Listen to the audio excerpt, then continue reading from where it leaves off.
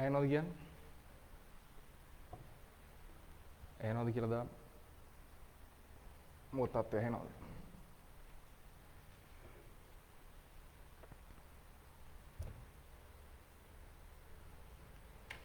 ඇහෙනවද? ඒතර අපි මේ පොඩි වැඩකට තමයි අද දවසේ නේ එකතු වෙලා තියෙන්නේ. දැන් පන්ති යන වැඩේට අමතරව වෙනම පොඩි වැඩක්. ඇහෙනවද? මාව ඇහෙනවද කියලා පොඩ්ඩක් කියන්න. ඔව්. හරි. එතකොට දැන් කට්ටිය දැන් අද අපි කරන්නේ බදාදායට. ඒ කියන්නේ බදාදා අපේ ගෲප් එකේ රිවිෂන් ගෲප් එකේ ඉන්න අයට තමයි වැඩේට සහභාගී වෙන්න කියලා කිව්වේ. මේ බලමු තාම.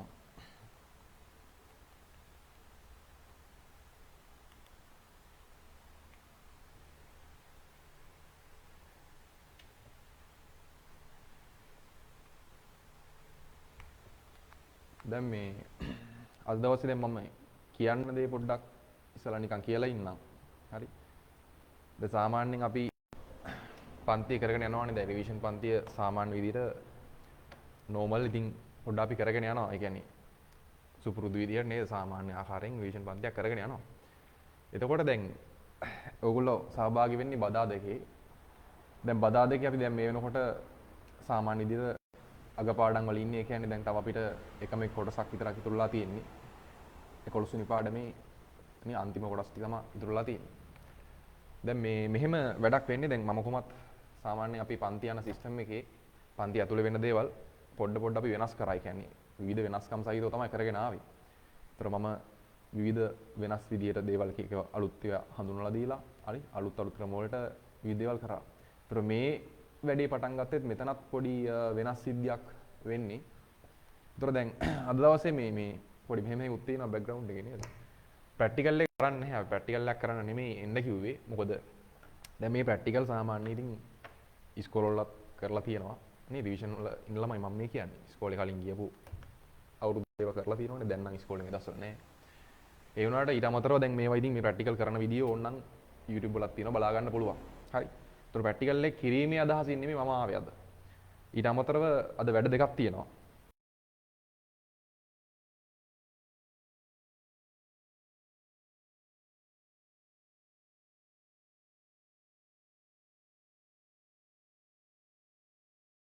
සාමාන්‍යයෙන් ප්‍රැක්ටිකල් එකකින් ලකුණු 5ක් හම්බ වෙනවා. ඒතොර ප්‍රැක්ටිකල් 4ක් එනවා. මේ ප්‍රැක්ටිකල් කොහොමද ගොඩ දාගන්නේ කියන එක පිළිබඳ පොඩ්ඩක් කියන්නත්. ඊට අමතරව MCQ පේපර් එක. MCQ පේපර් එක කොහොමද කරන්නේ කියලා කියන්නත් පිළිබඳව තමයි මම පොඩ්ඩක් ආවේ. මොකද දැන් ඕගොල්ලෝ ප්‍රශ්න පත්‍රය අපි සතියක් ගන්න තියෙන ප්‍රශ්න පත්‍ර වලට උත්තර ලියන ආකාර දැක්කහම නිකන් වෙන දේ තමයි. ඔහේ ලියාගෙන ගිහලා හරියන්නේ නැහැ.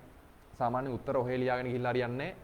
ලියන්න ඕන ක්‍රමවේදයක් තියෙනවා. දැන් සාමාන්‍යයෙන් විවිධ ළමයි ඉන්නෝනේ දක්ෂතා විවිධයි. හරි විවිධ ආකාරයේ හැකියාව තියෙන ළමයි ඉන්නවා. එතකොට ඒගොල්ලෝ පේපර්ස් ලියද්දි සමහරවිට ලකුණු අඩුයි. ඒ කියන්නේ දැනුම තිබ්බට බෑ පේපර්ස් ලියා ගන්න බෑ. ලකුණු නැහැ. සමහර කට්ටිය ඉන්නවා MCQ පේපරේ සාමාන්‍ය කියන්නේ දැන් ලකුණු 30 මට්ටමේ වගේ ජීවිතේට පාස් කරගන්න බෑ. හරි සමහරුන්ට ලකුණු 10ක් ගන්නත් මාර අමාරුයි. සමහරු ඉන්නවා ඒ අතරේ 40 45 ගණන් කට්ටියක් ඉන්නවා 50. ඒතකොට දැන් මෙතන බැලුවොත් එimhe හේතුව මොකද්ද කියලා දැනුම සමහරුන්ට තියෙනවා. මේ දැනුම පාලනය කරන්න තේරෙන්නේ නැහැ. කොහොමද පේපර් එකට යොදවන්නේ කියන එක තේරෙන්නේ නැහැ. අන්න ඒක පිළිබඳ පොඩ්ඩක් කියන්න ආවේ. එතකොට මම වැඩි වෙලාවක් ගන්න නැහැ. හරි. අද දවසේ මේ වැඩේ පොඩි වෙලාවකින් ඉවර වෙනවා. චූටි වෙලාවකින්. මේ වැඩි වෙලාවක් ගන්න බලාපොරොත්තු වෙන්නේ MCQ පේපර් එකට දැන් අද පටන් ගන්න දවසනේ අපි මේ අලුත් වැඩේ. හරි MCQ පේපර් එකට මොකද්ද ඔයා කරන්න ඕනි? MCQ පේපර් එකේදී කොහොමද ඔයා ලකුණු වැඩිපුර ගන්න නම් මොකද කළ යුත්තේ කියන එකයි. ඊට පස්සේ මේ පොඩි ප්‍රැක්ටිකල් ආකෘතියක් තියෙනවා. දැන් මේ වගේ ප්‍රැක්ටිකල් අපි සාමාන්‍යයෙන් කොහොමද නිකන් ඒ කියන්නේ ලේසියෙන් මතක තියාගන්නේ. වැඩි ආයාසයක් දරන්නේ නැතුව ලේසියෙන් කොහොමද ප්‍රැක්ටිකල් එකක් ඔළුවට දාගන්නේ කියන එක කියන්න. මොකද දැන් මේ ප්‍රැක්ටිකල් එහෙම අපි හොඳටම කරලානේ තියෙන්නේ. හරි රිවිෂන් එකේ සම්පූර්ණ මේවා කරලා මේවා විශේෂ කරුණු ඔක්කොම ලියලා තියෙන්නේ.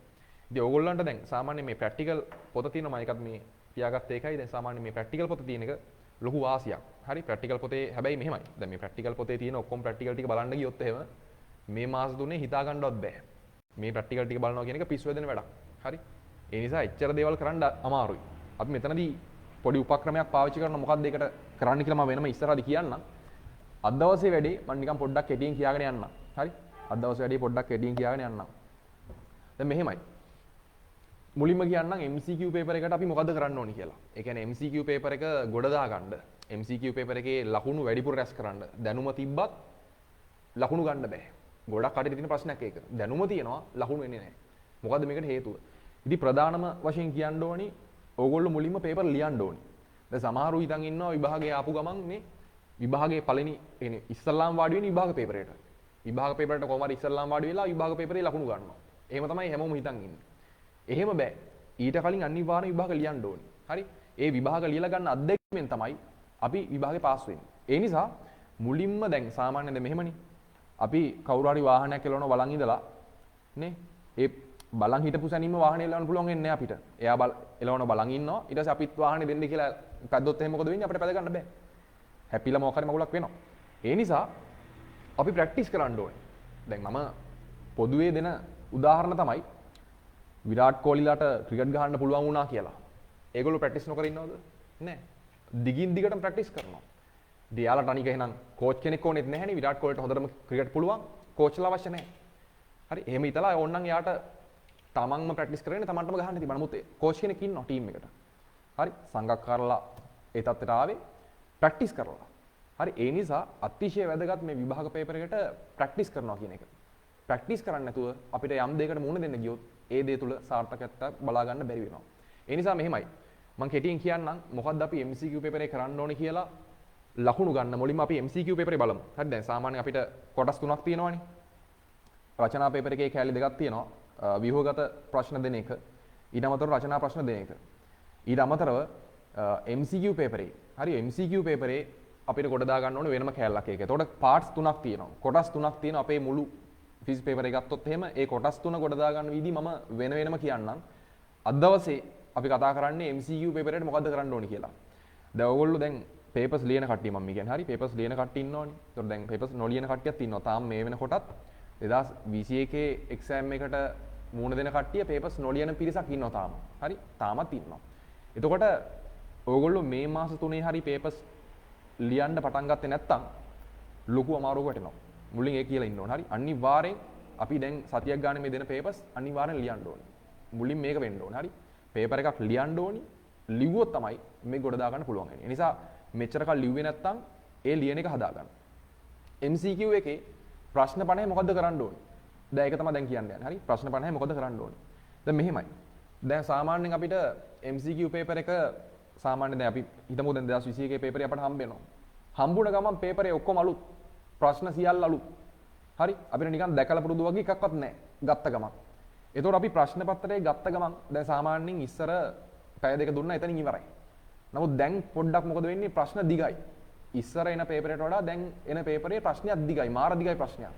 එතකොට ඒකේ වාසිය ගන්න කියලා කියවන්න කියලා අමතර මිනිත්තු 10ක් දෙනවා.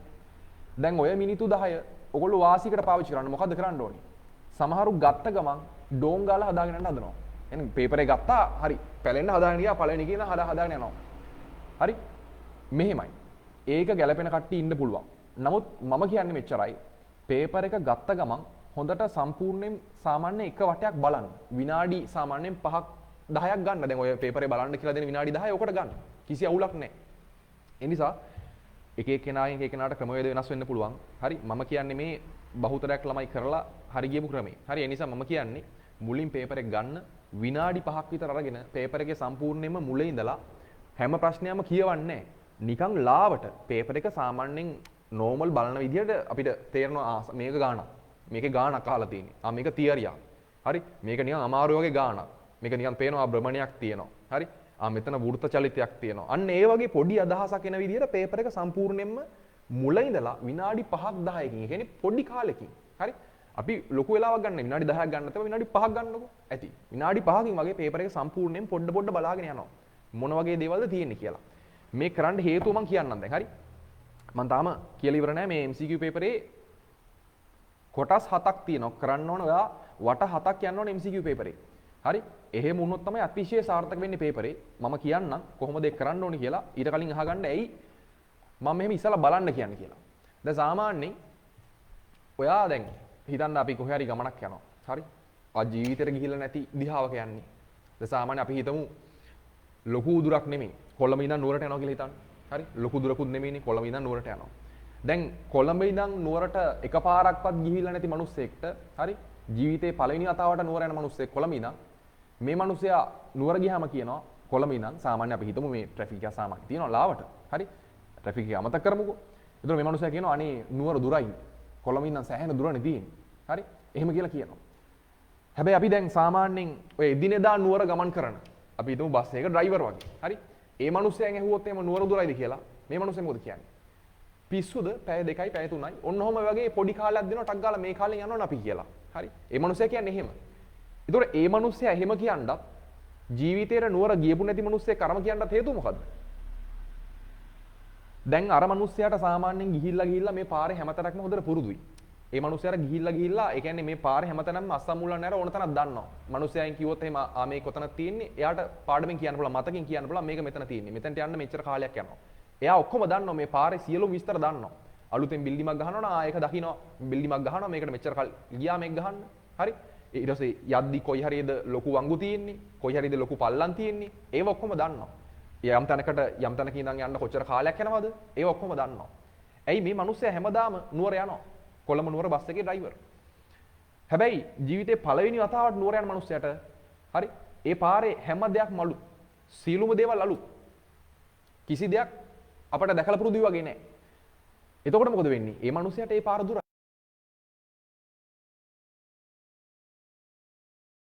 ජීවිතේට ගිහිල්ලා නැති ගමනක් ගිහිල්ලා ආයෙදි තේරෙනවා යකෝ. යද්දි මීට වඩා දුරක් ගියානේ. දැන් මේ අපි පට්ට ඉක්මනට ආව ගියාට වඩා. අන්න එහෙම කියලා මේ මිනිස්සයාට තේරෙනවා. උතර දැන් ඔයාලට තේරෙන්න ඕනේ මේ දෙකේ වෙනස. මොකද්ද? එකපාරට පේපරයක් ගත්තාමත් ඔය වගේ. පේපර් ලියලා අත්දැකීමක් තියෙන එක කාරණාවක්. ඒක එක් කාරණාවක්. අනිත් එක අර අපිට ලැබෙන පේපරේ අපි පොඩ්ඩක් හරි දැකලා තියෙන එක තව කාරණාවක්. ඒ නිසා වාසි දෙකක් තියෙනවා. හරි? පේපර් ලියලා තියෙන එකේ තියෙනවා එක වාසියක්. ඒකෙන් ලොකු ලකුණු ගානකට යන්න පුළුවන්. අනිත් එක අපිට දෙන පේපරේ පොඩ්ඩක් හරි අපි කලින් දැකලා තිබීමේ වාසියකුත් තියෙනවා. කොහොමද කලින් දැකලා තියෙන්නේ? පේපර් එක දෙන්න කලින් දකින්න බෑනේ. ඒකේ ක්‍රමය තමයි මම මේ කියන්න යන්නේ. පේපර් එකක් දෙන්න කලින් දකින්න බෑ තමයි. හැබැයි අපි කොහොමද පැය දෙක ඇතුළත අපිට මේ පේපරේ දැකලා පුරුදු දෙයක් බවට පත් කරගන්නේ? අර නුවර බස් අඩුම තරමේ දැන් නුවර බස් ඩ්‍රයිවර් වෙන්න ඕනේ නැහැ. අපි දෙතුන් පාරක් හරි නුවර දළදා මාලිගාවට හරි ගිහිල්ලා තියෙනවා නම් අන්න අපිට පොඩි අත්දැකීමක් තියෙනවා. නුවර යද්දි මේ වගේ මෙච්චර කාලයක් වගේ යයි දල වශයෙන්. පොඩි අත්දැකීමක් හරි තියෙනවා. හැබැයි බස් ඩ්‍රයිවර් තරම් නැහැ. ඒ නිසා බස් ඩ්‍රයිවර් කියන්නේ මෙහෙම කතාවක්.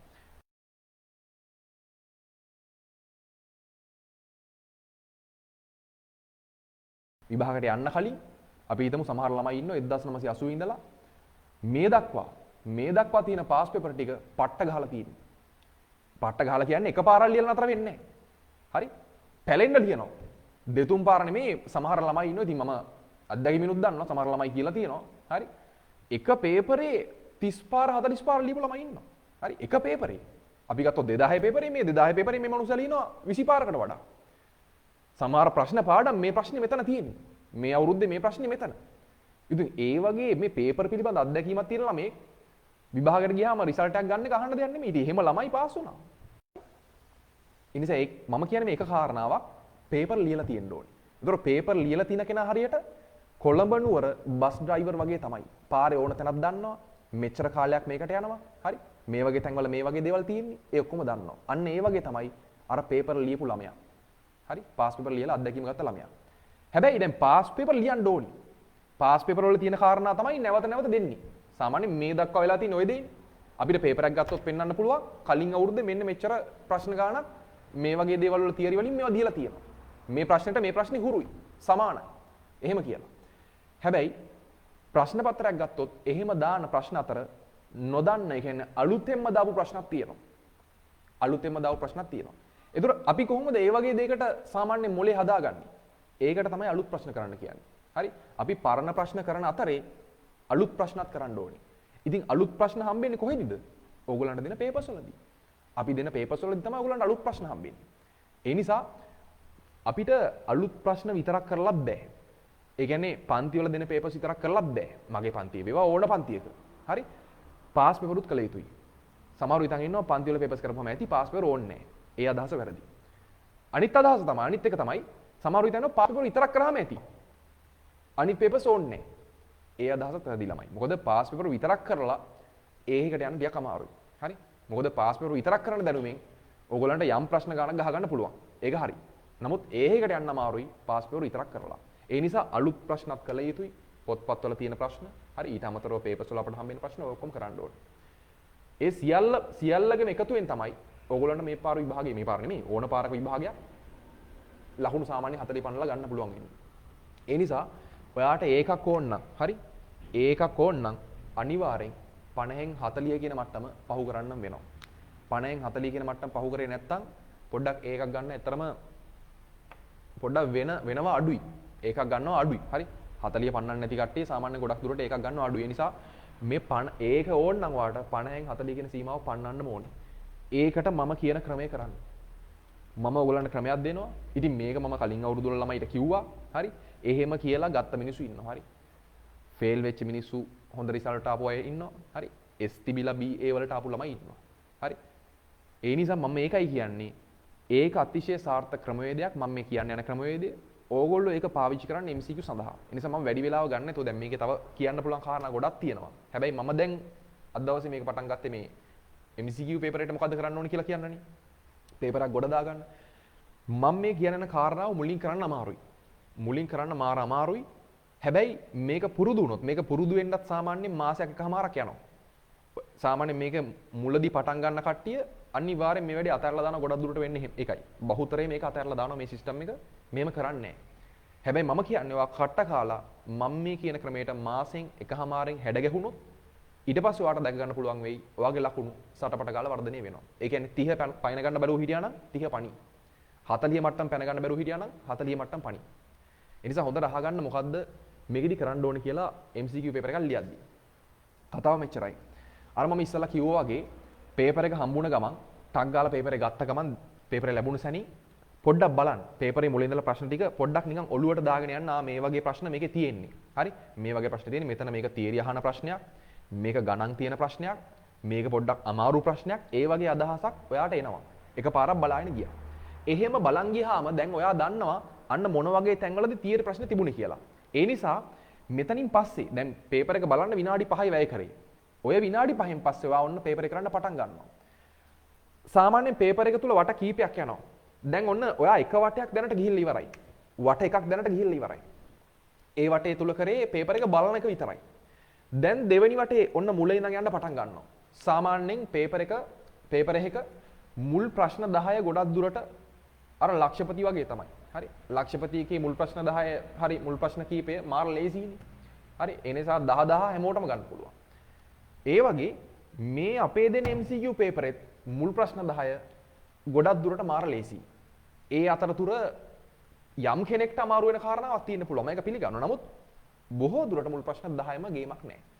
ඒ නිසා ඔයා මතක තියාගන්න එක දෙයක් පළවෙනි ප්‍රශ්න 20න් හෝ 25න් පළවෙනි ප්‍රශ්න 20න් හෝ 25න් ඔයාට පුළුවන් තරම් වැඩි ගාණක් ස්කෝර් කරන එක තමයි කරන්න පුළුවන් හොඳම දේ. ඒකට මම මේ කියන ක්‍රමවේදය අනුගමනය කරන්න. මම දැන් ක්‍රමවේදය කියාගෙන යන්නම්. ඔන්න පළවෙනි වටේ normally විනාඩි 5ක් තුල බලාගෙන ගියා ප්‍රශ්න ටික. දෙවෙනි වටේ ඔයා දැන් දන්නවා තියරි ප්‍රශ්න මොන වගේ ඒවාද තියෙන්නේ කියලා. ඒ නිසා තියරි ප්‍රශ්න විතරක් කරගෙන යන්න. උදාහරණයක් විදිහට වගන්ති ප්‍රශ්න. හරි? මොකක් හරි දැන් අපි හිතමු වර්නිකල් එපිටේ කුඩා මිනුම කීයද? අන්න ඒ වගේ මං කියන්නේ. චර සරල ඒවා දෙන්නේ නැහැ. නිකන් දීලා තියෙන තියරි ප්‍රශ්න ගණන් හදන්න නැති ඒවා. ගැටලු නැති ප්‍රශ්න ටික මුලින්ම කරගෙන යන්න. ඒවා ඉරි ටික ගහගෙන යන්න. පැන්සලින්. හරි පැන්සලින් ඉරි ගහගෙන යන්න. දැන් ඔයා සම්පූර්ණ වටේම ඔය විදිහට ඉරි ගහගෙන යනවා තියරි ප්‍රශ්න ටිකට විතරක්. ප්‍රශ්න 50ටම යනවා. හරි? ප්‍රශ්න මුලින් ඉඳන් 1 ඉඳන් 50ටම තියරි ප්‍රශ්න ටික විතරක් ඉරි ගහගෙන යනවා. තියරි ප්‍රශ්න ටික බලාගෙන. ඊට පස්සේ දැන් ඔන්න වට දෙයක් ගිහිල්ලා ඉවරයි. පළවෙනි වටේ බැලුවා. දෙවෙනි වටේ තියරි ප්‍රශ්න ටිකට ඉරි ගහගෙන ගියා. Tamanට පුළුවන් ඒවට. බැරි ඒවා තිබ්බොත් පොඩ්ඩක්වත් එතන ඉන්න එපා. තප්පරයක්වත් විනාඩියක්වත් ඉන්න එපා Tamanට බැරි නම්. දැන් වට දෙයක් ඔයා ගිහිල්ලා ඉවරයි. දැන් තුන්වෙනි වටේ මොකද කරන්නේ? ආයි කරනවද? තුන්වෙනි වටේ කරන්නේ නැහැ. තුන්වෙනි වටේ කරන්නේ දැන් ඔන්න වට දෙකක් ගියා. දැනට වට දෙයක් ඉවරයි. තුන්වෙනි වටේ ඔයා කරන්නේ අර ඔයා තියරි ප්‍රශ්නවල ඉරි ගහපුවා හරිද කියලා චෙක් කරගෙන යනවා. මේකට ලොකු කාලයක් ගන්න බෑ.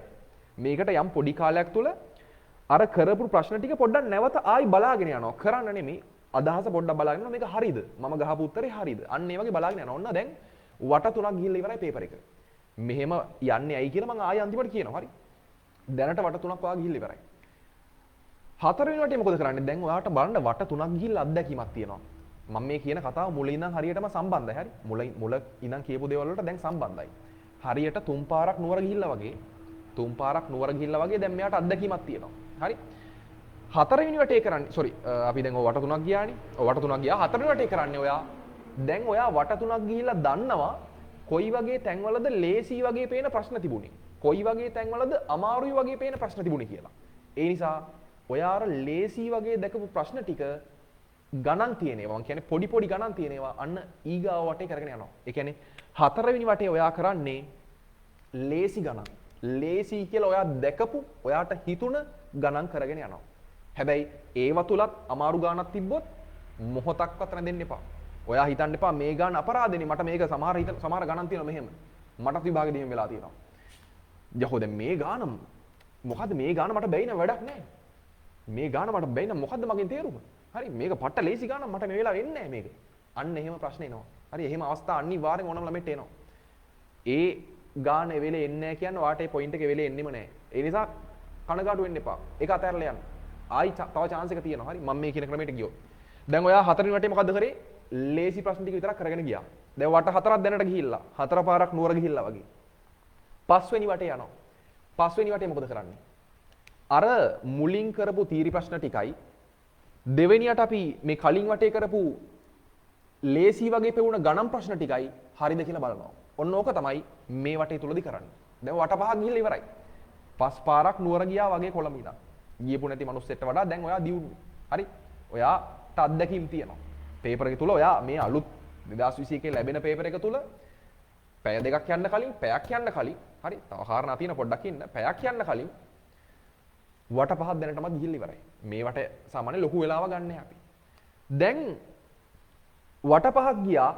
ඔයා වට පහේ දැන් ආයි පාඩම් මුලින්නම් පොඩ්ඩක් හිටින් කියන්නම් පළවෙනි වටේ චෙක් කරගෙන ගියා බලාගෙන ගියා. දෙවෙනි වටේ ලේසි ඒ කියන්නේ සාමාන්‍ය ගණන් නැති තියරි විතරක් තියෙන ප්‍රශ්න කරගෙන ගියා. තුන්වෙනි වටේ ඒ කරපු ප්‍රශ්න හරිද කියලා බලාගෙන ගියා. ඒ කියන්නේ තියරි ප්‍රශ්න. හතරවෙනි වටේ Tamanට ලේසි කියලා හිතුණ ගණන් කරගෙන ගියා. පස්වෙනි වටේ මොකද කරේ?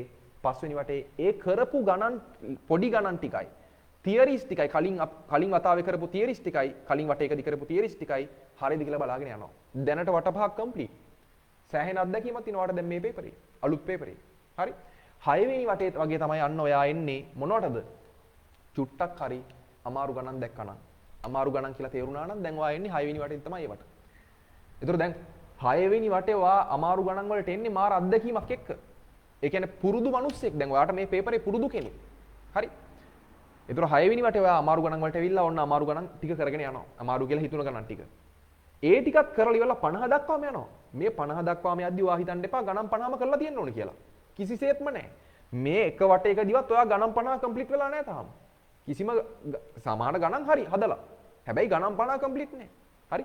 ඔන්න 6 වෙනි වටේ අමාරු ගණන් කරගෙන ගියා. ඒ කරගෙන ගියාට පස්සේ ආයි පාරක් මුල ඉඳලා මොකද කරන්න ඕනේ? 7 වෙනි වටේ යන්න ඕනේ මෙන්න. පළවෙනි පෑ ඇතුළත යන අවසාන වටය. 7 වෙනි වටේ. 7 වෙනි වටේ මොකද කරන්නේ? කලින් වතාවේ කරපු තීරි ප්‍රශ්න ටික හරියද කියලා බලනවා. කෙටි ගණන්, ඒ කියන්නේ සුළු ගණන් වගේ දෙකපු අපි කරපු දේවල් හරියද කියලා බලනවා.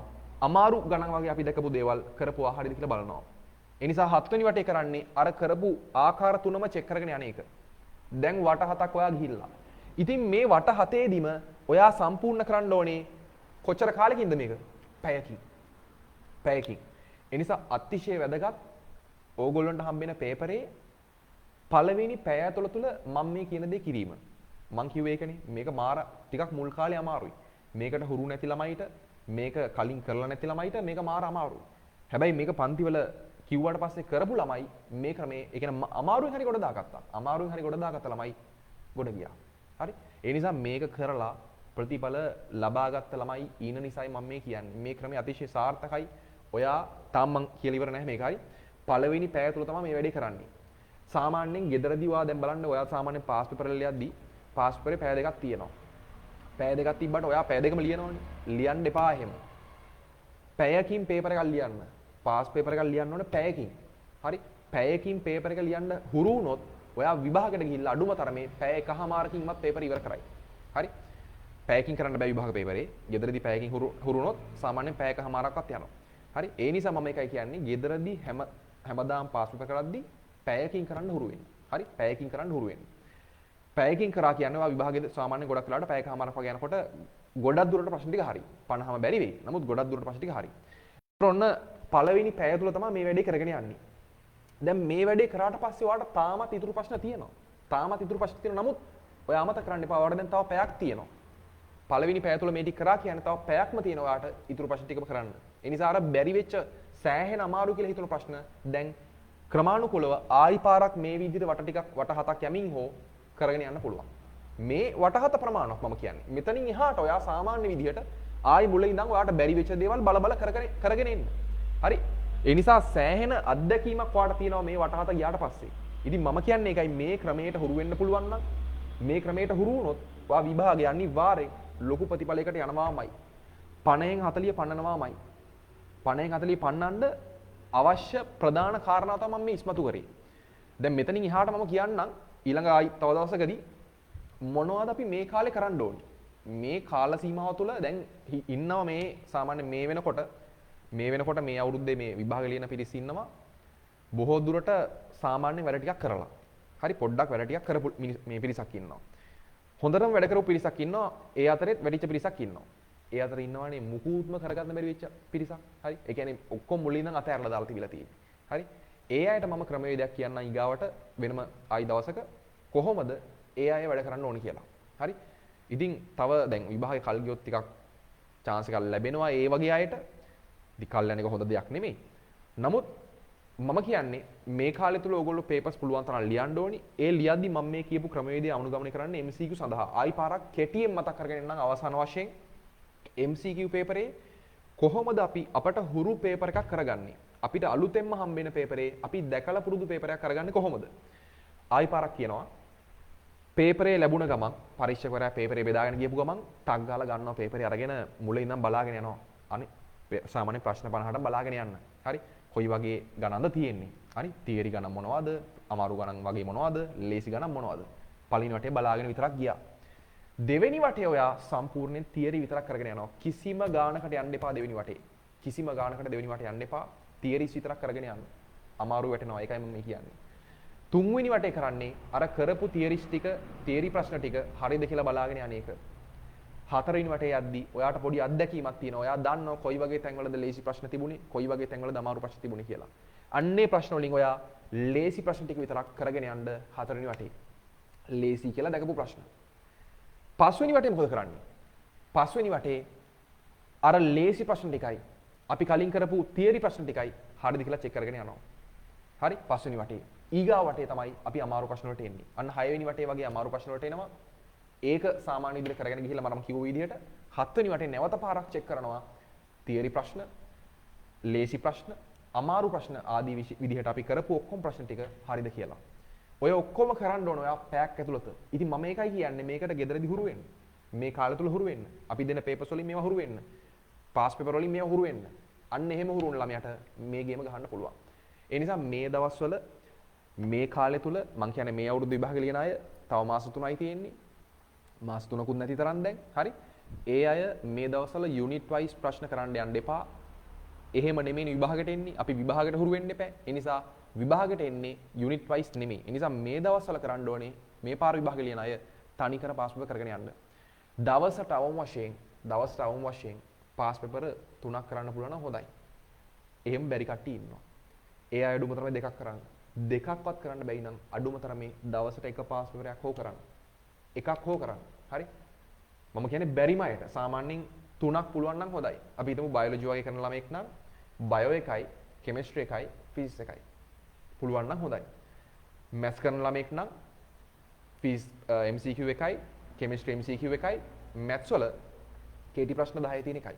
හරි? අන්න ඒ විදිහට කරගෙන යන්න පුළුවන් නම් අතිශය සාර්ථක වෙන්න පුළුවන්. මේ මාසෙ තුල ලොකුම ගේමක් ගහන්න පුළුවන්. මෙච්චර කල් වැඩිලා හිටපු ඕන කෙනෙක්ට උනා. මෙච්චර කල් කිසිම සාමාන්‍ය කෙනෙක් ලොකු දෙයක් කරේ නැහැ. පන්ති වල ලොකු සාමාන්‍ය මුකුත් කරේ නැහැ. පාඩම් ලොකුවට කරලා නැහැ. නිකන් ලාවට දන්නවා මේවා කියලා. ඒ වගේ කෙනෙක්ටත් ලොකු දැනුමක් ගන්න පුළුවන් මේ කාලේ තුල මේ ලොකු රිසල්ට් එකකට යන්න පුළුවන්. ඒ කියන්නේ මම කියන්නේ දේවල් කරපු අඩු කෙනෙක්ටත් හොඳ රිසල්ට් එකකට යන්න පුළුවන් මොනවා කරොත්ද? දවසට පේපර්ස් 3 ගානේ කරොත් මම මේ කියන්නේ MCQ. රචනා ගැන වලට තාම මම ආවේ නැහැ. රචනා ගැන මම පස්සේ කියන්නම්. ස්ට්‍රක්චර් වලටත් වෙනම කියන්නම්. මම මේ කියන්නේ MCQ ගැන. හරි? ඒ නිසා MCQ එකදී මේ දවස්වල පුළුවන් නම් දවසට පේපර්ස් 3 ගානේ කරගෙන යන්න. අතිශය සාර්ථකයි. එහෙම බැරි අය අඩුම තරමේ දෙකක් හෝ කරන්න, දෙකක් බැයි නම් එකක් හරි කරන්න. හැබැයි එකක්වත් බැයි නම් හිත හදාගන්න. හරි? එකක්වත් බැයි නම් හිත හදාගන්න. ඒක තමයි කියන්න තියෙන්නේ. නිසා ඔන්න ඔයා පැයකින් පේපර් එක කරන්න හුරු වෙනවා. පැයකින් මේ කොටස් ටික ඉවර කරනවා. ඔයාට තව පැයක්ම ඉතුරු විභාගෙදී මේ විදිහට කරොත් අඩුම තරමේ පැයකමාරක් යයි වාඩු විභාගෙදී. මේ ක්‍රමයේ ගෙදරදී හුරු වුණොත් අලුත් පේපර් යන්නේ. පැයකමාරක් යයි. තව පැය භාගයක් හරි තියෙනවනේ. තව පැය භාගයක් හරි තියෙනවා ඉතුරු ටික කරන්න. ඒ නිසා පාස් පේපර් කරද්දී ආය අවසාන වශයෙන් කියනවා මේ පේපර් කතාවේදී පාස් පේපර් කරද්දී පැයෙන් කරන්න. පැය දෙකක් පාවිච්චි කරන්න එපා. පැය දෙකක් පාවිච්චි කරොත් ඔයාලට විභාගෙ පේපරේ පැය දෙකකින් ලියන්න බෑ. පැයක් පාවිච්චි කරලා ඔයගොල්ලෝ පුරුදු වුණොත් පාස් පේපර් ලියන්න. ඒ පුරුද්දට ඔයා පැය එකමාරකින් හෝ විභාග පේපරේ ලියනවා. අඩුම තරම් පැය එකමාරකින් හෝ විභාග පේපරේ ලියනවා. දැන් මම මේ කෙටියෙන් කිව්වේ MCQ පේපරේට ඉස්සල්ලාම කරන්න ඕනේ මොකද? තාම ඉවර නෑ. ඒ කියන්නේ මම මේවා දැන් අද දවසට මෙච්චරයි මේ පේපරේ ගැන කියන්නේ. හරි? පේපර් එක ගැන මෙච්චරයි කියන්නේ. එතකොට ඔය කියපු ක්‍රමයට හුරු වෙන්න බලන්න මේ සතිය තුල. දැන් සතිය දැන් අපි ලබන සතිය වෙනකොට දවස් 7ක් තියෙනවානේ. මේ දවස් 7 තුල ඔයා ගන්න අන්න පාස් පේපර් 2000න් වගේ පටන් ගන්න පුළුවන්. දැන් පැනපු ගමන් 2019 ගන්නවද? 2020 ගන්නවද පැනපු ගමන්? ඒව ගන්න එපා. ඇයි එපා කියන්නේ? පුරුදු කෙනෙක් ගන්න. වැඩ කරපු කෙනෙක් ගන්න. ඒව පුරුදු සාමාන්‍යයෙන් පුළුවන් අය ඉන්නවනේ. ඒ අය ගන්න. නමුත් මෙච්චර කාලෙ වැඩ නොකරපු ළමයි 2019න් ගන්නවා පේපරේ. එකපාරට කරන්න. මොකද වෙන්නේ? කරගන්න බෑ. මුලින් ගන්න මේ ලේසි ප්‍රශ්න තියෙන ඒවා. අන්න 2000 ටිකක් ලේසි. හොඳයි. හරි ඒ නිසා 2000න් වගේ පටන් ගන්න. හරි? ඒ කට්ටිය එහෙම පිළිවෙලට ඒ පැති නම් කරගෙන ඉන්නේ. 2000 දුර වැඩි වගේ නම් ඔයා 2010න් වගේ පටන් ගන්න. 2011න් 12න් අන්න ඒ වගේ. හරි? ඒ නිසා අඩුම තරමේ ආපස්සට සාමාන්‍යයෙන් කියන්නේ පහුගිය අවුරුදු 20කවත් කරලා තිබීම වැදගත්. 20කවත් කරලා තිබීම වැදගත්. ඒ නිසා පුළුවන් තරම් මේ ටිකේ පාස් පේපර් කරන්න. හරි? මේ පාර විභාග ලියන කට්ටිය මම මේ කියන්නේ. අනිත් අය ඕන කෙනෙක්ට උනත් පාස් පේපර් කරන එක වැදගත්. හරි? කොහොමත් වැදගත්. හරි ඒ නිසා ඔන්න මම MCQ පේපරේට මොකද්ද කරන්න ඕනේ කියලා කිව්වා. පළවෙනි පැය තුල මේව කරන්නේ මේ කිව්වේ එක ට්‍රික් එකක්. හරි? මේ කිව්වේ එක සිස්ටම් එකක් එක දෙයක් කරන්න ඕනි. තව කාරණා තියෙන පොඩි දේවල්. හරි? ඒවා පේපර් අපි සාකච්ඡා කරද්දී බලමු. දැනට ඉස්සලා මේක කරන්නකෝ. මම ඊට පස්සේ ලබන සතියේ කියන්නම් මොකද්ද තවදුරටත් මේ MCQ පේපරේ කොට දාගන්න ඉදිරියට කරන්න පුළුවන් කියලා. ඉතින් මේ ක්‍රමයට මේ සතිය හුරු වෙන්න. හරි? මේ කියපු සිස්ටම් එකට මේ වට 7ක් යන සිස්ටම් එකට මේ සතිය හුරු වෙන්න. මේ සතිය හුරු වෙන්න. හරි? මේ සතිය හුරු වෙන්න මාර අමාරු වෙයි. මම කියලාමයි කියන්නේ. පට්ට අමාරු වෙයි මුලදී. ගණන් ගන්න එපා. වැඩේ කොහොම හරි අල්ලගෙන යන්න. කරගෙන යන්න. හරි? මේ සතියේ ඒ විදිහට ඔයා කරද්දි ඔයාට ගැටලු ආවොත් ඒවා කියන්න අපි බලමු මොකද කරන්න පුළුවන් කියලා. ඒ නිසා සාමාන්‍යයෙන් ওই වැඩේට හුරු වෙන්න මාසයක්වත් යනවා. දල වශයෙන් මාස එකමාරක් යනවා. අවුලක් නෑ අපිට කාලේ තියෙනවනේ. හරි? ඒ විදිහට කරගෙන යන්න. ඔයා දැන් ওই විදිහට කරන්නේ මොනවද? පාස් පේපර් සහ අපි දෙන පේපර්ස්. අපි දෙන ප්‍රශ්න 50 පේපරේ තියෙනවනේ. ඒ පේපරේ කරන්නේ ওই විදිහට. හරි? ඒ විදිහට කරන්න. කරලා බලන්න මුල් ටිකේ මේක පටන් ගත්ත ගමන් ඩෝංගාල වැඩි හරියන්නේ නෑ. ඔයා පටන් ගත්ත ගමන් බලාපොරොත්තු වෙන්න එපා. අනේ මට ලකුණු 40 යන්නේ නෑනේ. කො 45ක් ආවේ නෑනේ. එහෙම කියන්න එපා. එහෙම එන්නේ නැහැ. එහෙම එන්නේ ඔයා මේක මාසයක් විතර හරියට කරලා ප්‍රගුණ කරපුවාම. එක පාට ප්‍රතිඵල ගන්න බෑ. හරි එක පාට වැටලා ඉඳලා නැගිටින්න බෑ. ක්‍රමානුකූලව නැගිටින්න ඕනේ. මේ ක්‍රමයට හුරු වෙන්න. මේ ක්‍රමයේ දුන්නේ ඒකටයි. ඒ ක්‍රමයේ මාසයක් විතර ප්‍රගුණ කරලා හොඳට හුරු වෙන්න. හරි? ඊට පස්සේ කියන්න එතන ඉහාට මොකද කරන්න ඕනේ කියලා. තව තියෙනවා. MCQ එකේ ලකුණු ගන්න තව කරන්න ඕන දේවල් තියෙනවා. ඒ නිසා මෙන්න එක ක්‍රමයක්. මොකද විභාග ලියන එක දෙයක්. ඉගෙන ගන්න එක තව දෙයක්. දැනුම තියෙන මිනිස්සු ගොඩක් මිනිස්සු විභාග ෆේල් වෙන්න සහ අඩු ප්‍රතිඵල ගන්න හේතුවක් තමයි එක කාරණාවක් පේපර්ස් ලියලා අත්දැකීමක් නැහැ. අනිත් එක පේපර් එකක් ලියන්න දන්නේ නැහැ. ළමයි පේපර්ස් ලියලා අත්දැකීම ගන්නකොට තමයි පේපර් එකක් ලියන්න ක්‍රම හැදෙන්නේ. ක්‍රම එන්නේ ඔළුවට මෙහෙම ලිව්වනම් හරි. ඊගාව පාර මෙහෙම ලියලා බලමු. ඊගාව පාර මේ වගේ වෙනසක් කරලා බලමු. එහෙම දේවල් හිතෙන්නේ ලියලා පුරුදු මිනිස්සුන්ට. ඒ නිසා මුලින්ම කියනවා පේපර් ලිව්වේ නැත්තම් ලියන්න පටන් ගන්න. හරි? අද රෑම ලියන්න පටන් ගන්න එක පේපර් එකක් හරි. හරි? අද රෑම එක පේපර් එකක් හරි ලියන්න පටන් ගන්න. පැයකින් පුළුවන්. පැයකින් පුළුවන්. ඉතින් මේ කාරණාවේදී ඔයාලට පාවිච්චි කරන්න පුළුවන් නේද? විවරණ පොත් පාවිච්චි කරන්න පුළුවන්. හරි හොඳයි විවරණ පොත් පාවිච්චි කරනවා නම් අවුලක් නැහැ. ඉතින් අපි වුණත් දැන් පේපර් සාකච්ඡා කරද්දී එතනදී ලොකු විවරණ හම්බ වෙනවා කියන්නේ මම කියන්නේ හැම ප්‍රශ්නයකටම වගේ ඕගොල්ලන්ට විවරණ හම්බ වෙනවා. ඒතකොට ඒව පාවිච්චි කරන්න පුළුවන්, ඒව දැනුම ගන්න පුළුවන්. අන්න ඒව පාවිච්චි කරන්න දැනට කියන්න තියෙන්නේ MCQ පේපර් සම්බන්ධයෙන් ඔක්කොම ගොඩක් කාරණා කියන්න බෑ. මම දන්නේ දැන් මම කරන්න ඕනේ හැම කාරණාවම මෙතන කියලා හරියන්නේ නැහැ නේ දැන් අද දවසේ. ඉස්සලා මේක පුරුදු වෙන්න. මේක පුරුදු වුණාට පස්සේ මේක පුරුදු වෙන අතරේ අන්න ඊගාවට කරන්න පුළුවන් ක්‍රමවේදය මම පස්සේ කියන්නම්. හරි. දැන් පේපර් ගැන කිව්වා ඇති. පේපර් සම්බන්ධව පේපර් MCQ පේපරේ සම්බන්ධව කරන්න ඕන කතාව දැන් ඇති. තව කාරණා තියෙනවා. මම කියවනේ මේක මෙතනින් ඉවර නැහැ. මේක මේ MCQ පේපරේ ලියන කතාව මෙතනින් ඉවර නැහැ. තව මේකේ කරන්න ඕන දේවල් ටිකක් තියෙනවා. හරි. දැනට ඔයා මේකට හුරු වෙන්න අර මම කිව්වා වගේ තාම මේ පොඩි පළවෙනි කැලලක් කිව්වා විතරයි. හරි. එතකොට දැන් අපි පස්සේ බලමු හරි රචනා පේපර් එකට මොකද්ද කරන්න ඕන අපි දැන් ස්ට්‍රක්චර්ඩ් එකට මොකද්ද කරන්න ඕන කියලා බලමු. මම මේ පොඩ්ඩක් මෙතන මේ බල සමාන්තරාශ්‍ර මූලධර්මය ප්‍රැක්ටිකල් එක නිකන් මේ පොඩ්ඩක් ඒ ආකෘතිය ඔයගොල්ලන්ට පෙන්වන්න ගත්තේ. හරි. අපි කොහොමද සාමාන්‍යයෙන් ප්‍රැක්ටිකල් එකක් ඔළුවට දාගන්නේ? ප්‍රැක්ටිකල් එකක් දැන් සාමාන්‍යයෙන් මේ ප්‍රැක්ටිකල් පොත ගන්නකො දැන් මේ ප්‍රැක්ටිකල් පොත ගත්තාම අපිට සාමාන්‍ය බලන්න දැන් මේකේ මාතෘකාව තියෙනවා ප්‍රැක්ටිකල් එකේ නම තියෙනවා. හරි ඊට පස්සේ ද්‍රව්‍ය හා උපකරණ තියෙනවා. ඊට පස්සේ රූපය ඇඳලා සිද්ධාන්තය තියෙනවා. ඊට පස්සේ වෙනම මූලධර්මයේ වෙනම කොටු කරලා තියෙනවා. ඊට පස්සේ ක්‍රමය තියෙනවා. ඊට පස්සේ පාඨාංකයන් ගණනය කරන විදි තියෙනවා. අන්තිමට පොඩි විශේෂ කාරණා කීපයකුත් තියෙනවා. සාකච්ඡාවක් තියෙනවා. හරි නිගමන තියෙනවා. ඒකෙන් පස්සේ තමයි සාකච්ඡාව තියෙන්නේ. දැන් මේ වගේ ප්‍රැක්ටිකල් පොතක් කොහොමද මේ මාස 3 තුල ඉවර කරන්නේ? ඒක කරන්න බෑ. හරි මේ වගේ ප්‍රැක්ටිකල් පොත සාමාන්‍යයෙන් මේ මාස 3න් කරගන්න බෑ. ඇත්ත කතාව ඕක. මොකද එහෙම කරන්න ගියොත් එහෙම අනිත් වැඩ ඔක්කොම පැත්තක දාලා ප්‍රැක්ටිකල් කරන්න වෙනවා. ඒක අතිශය අසාර්ථකයිනේ. ප්‍රැක්ටිකල් 4ට ලකුණු 20යි හම්බෙන්නේ. හරි ඒ 20 ගන්න අනිත් ඔක්කොම අතාරනවා කියන එක මාර මෝඩ වැඩක්. ඒ නිසා MCQ පේපරේ හදාගන්න එක තමයි මේ කාලේ ලොකුම දේ. ඒක තමයි ඔයගොල්ලෝ කරන්න ඕනේ. ප්‍රැක්ටිකල් වලට මෙහෙමයි. ප්‍රැක්ටිකල් ටිකට මම ඔයගොල්ලන්ට කියන්නේ ක්‍රමවේදී පස්සේ කියන්නේ අද දවසේ ඔක්කොම කියන්න බෑ. ප්‍රැක්ටිකල් එකට දැන් මම මේ බල සමාන්තරාස මූලධර්ම ගත්තෙත් ඒකයි පොඩ්ඩක් කෙටියෙන්. දැන් මෙහෙමයි. මුලින්ම දැන් මම මේ ප්‍රැක්ටිකල් එක කරලා තියෙන්නේ සම්පූර්ණයෙන්ම රිවිෂන් එකේ මේවා කතා කරලා ඉවරයි. එතකොට ඒකෙදි විශේෂ කාරණා ඔක්කොම කිව්වා. ප්‍රැක්ටිකල් එක කරන විදිය කිව්වා. මේකෙදි තියෙන්න ඕන විශේෂ කාරණා ඔක්කොම කියලා තියෙනවා. හරි ඒවා ඉවරයි. දැන් මෙතන මම කියන්නේ මෙච්චරයි. දැන් මේ දවස්වල මේ කාලය තුල ප්‍රැක්ටිකල් එකක් අපි කොහොමද ඔළුවට දාගන්නේ? ඔයාට මාස 3යි තියෙන්නේ. මම ඉස්සරහට කියන්නම් තව දුරටත් ප්‍රැක්ටිකල් වලට කරන ඒවා. දැනට මෙච්චර මම මේ ප්‍රැක්ටිකල් එක පිළිබඳව කියන්නම්. ඉස්සලා මේ වගේ ප්‍රැක්ටිකල් එකක් ගන්න. හරි? අපි උදාහරණයක් විදිහට ගමු මේ බල සමාන්තරාශ්‍ර මූලධර්මයේ. දැන් බල සමාන්තරාශ්‍ර මූලධර්මයේ දැන් ඔයාලට බලන්න දැන් මේක මොකද්ද මේකේ තියෙන්නේ? හරි මේකේ තියෙනවා තන්තු වලින් සම්බන්ධ කරලා ස්කන්ධ තුනක්. ස්කන්ධ 1යි 2යි 3යි. ඔය ස්කන්ධ දෙක අපි තුනම අපි දන්නවා. දන්න ස්කන්ධ තුනක් පාවිච්චි කරන්නේ. දැන් බල සමාන්තරාශ්‍ර මූලධර්මයේ මොකද්ද කියලා නෙමෙයි මේ කියන්න යන්නේ. මේ ප්‍රැක්ටිකල් එක උගන්වන්න යනවත් නෙමෙයි. ඒවා කරලානේ තියෙන්නේ. මම මේ කියන්න යන්නේ දැන් අපි සාමාන්‍යයෙන් කොහොමද සමහර ප්‍රැක්ටිකල් තියෙනවා ලේසියෙන් ඔලුවට දාගන්න පුළුවන්. ඒ වගේ ප්‍රැක්ටිකල් ගොඩාක් තියෙනවා. හරි මම එකකින් පටන් ගන්නවා. එකකින් කියන්නම් මේ විදිහට තව ප්‍රැක්ටිකල් කීපයක් එහෙම කියලා දෙන්නම්.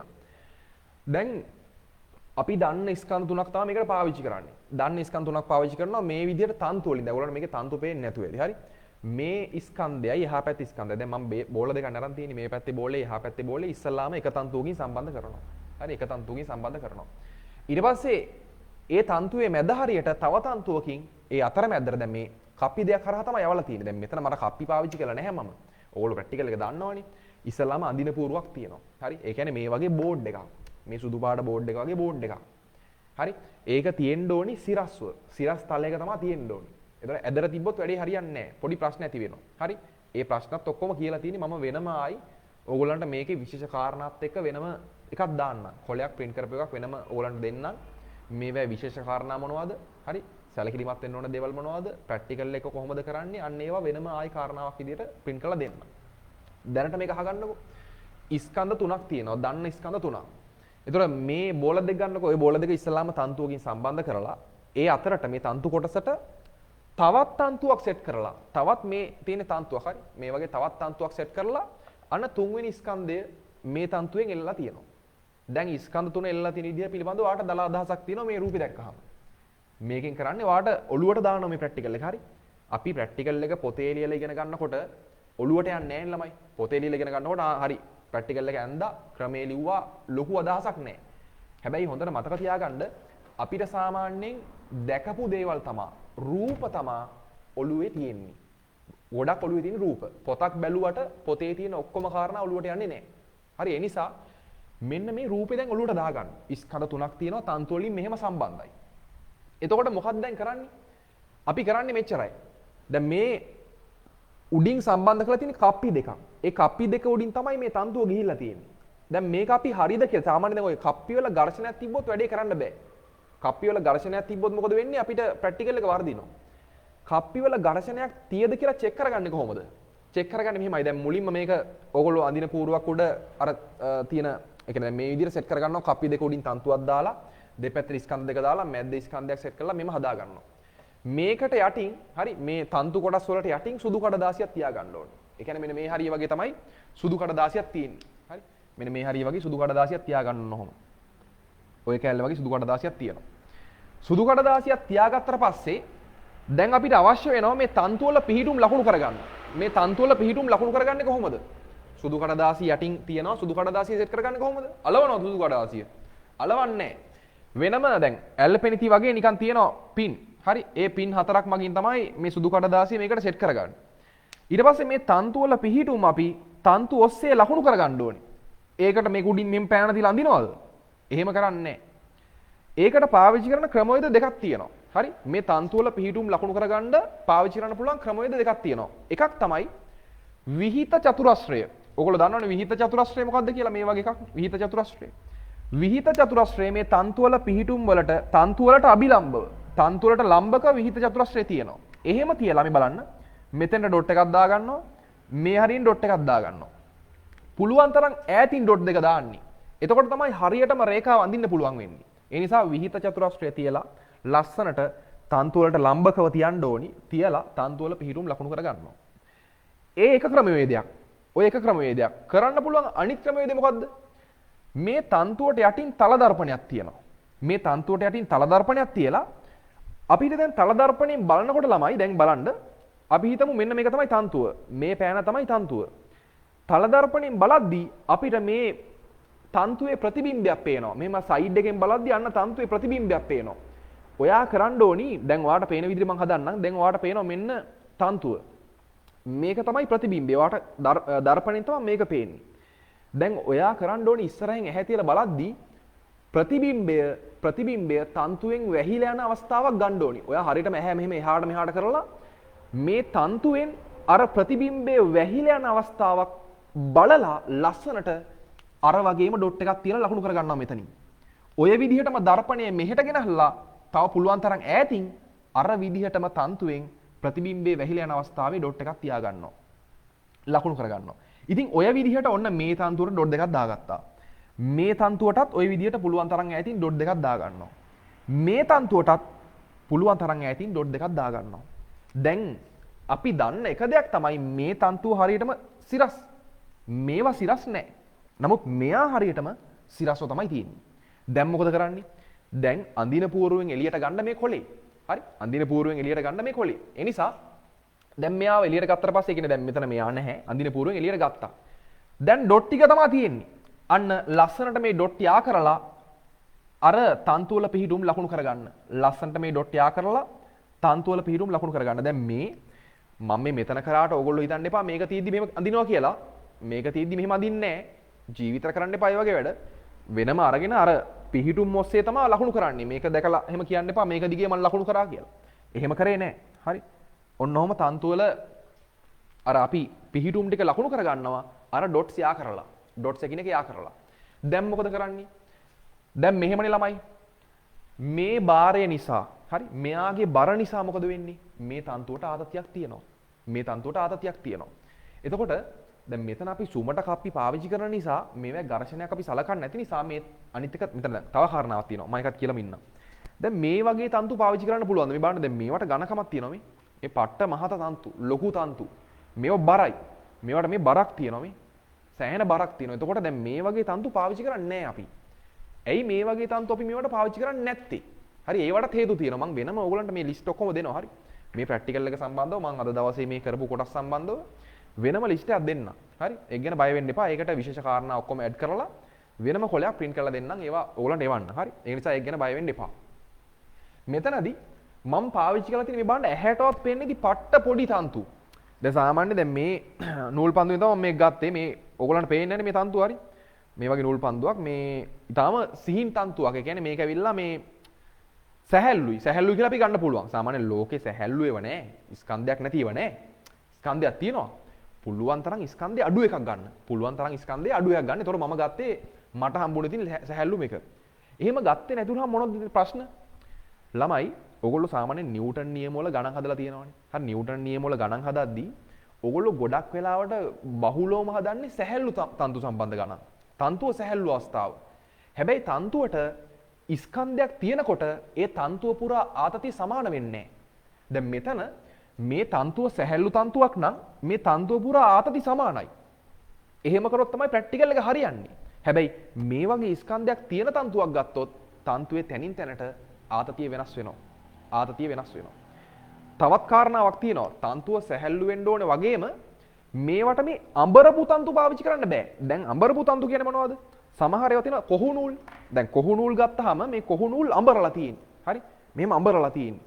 කොහු නූල් මෙහෙම අඹරලා තමයි සෙට් කරලා තියෙන්නේ. අපි ඔහොම සෙට් කරලා තියෙන අතරේ කොහු නූල් වලින් මොකද වෙන්නේ? මේවා මේ තන්තු ගැට ලිහින්න පුළුවන්, දිගහැරෙන්න පුළුවන්. එතකොටත් මේ ප්‍රැක්ටිකල් එක දෝෂ ඇති වෙනවා. ඒ නිසා ඇඹරුණ තන්තු ගන්නෑ අපි මේකට. ගන්නේ ඇඹරුමක් නැති මේ තනි තන්තු. මේ වගේ තනි තන්තු ගන්නේ කීපයකින් සම්බන්ධ නැති ඒවා. හරි? ඒවත් මතක තියාගන්න. ඒවත් අමතර කාරණා. දැන් මම මේවා ඔක්කොම ගෙනාවෙත් ඕගොල්ලන්ට මේක දැක්කහම නිකන් දැන් ඔළුවට යනවා. මේවා දැක්කහම ඔළුවට යනවා. දැන් මම මෙතන කරලා පෙන්නපු සීදී දැක්කහම මේවා ඔළුවේ තියෙනවා. ළමයි මම කියන්නේ දැන් ඕගොල්ලන්ට මේ ප්‍රැක්ටිකල් එක ඕන නම් මේ ප්‍රැක්ටිකල් එක පොතේ තියෙනවා. ඕන තරම් මේ ප්‍රැක්ටිකල් එක කරපුවක් තියෙනවා බලන්න පුළුවන්. හරි?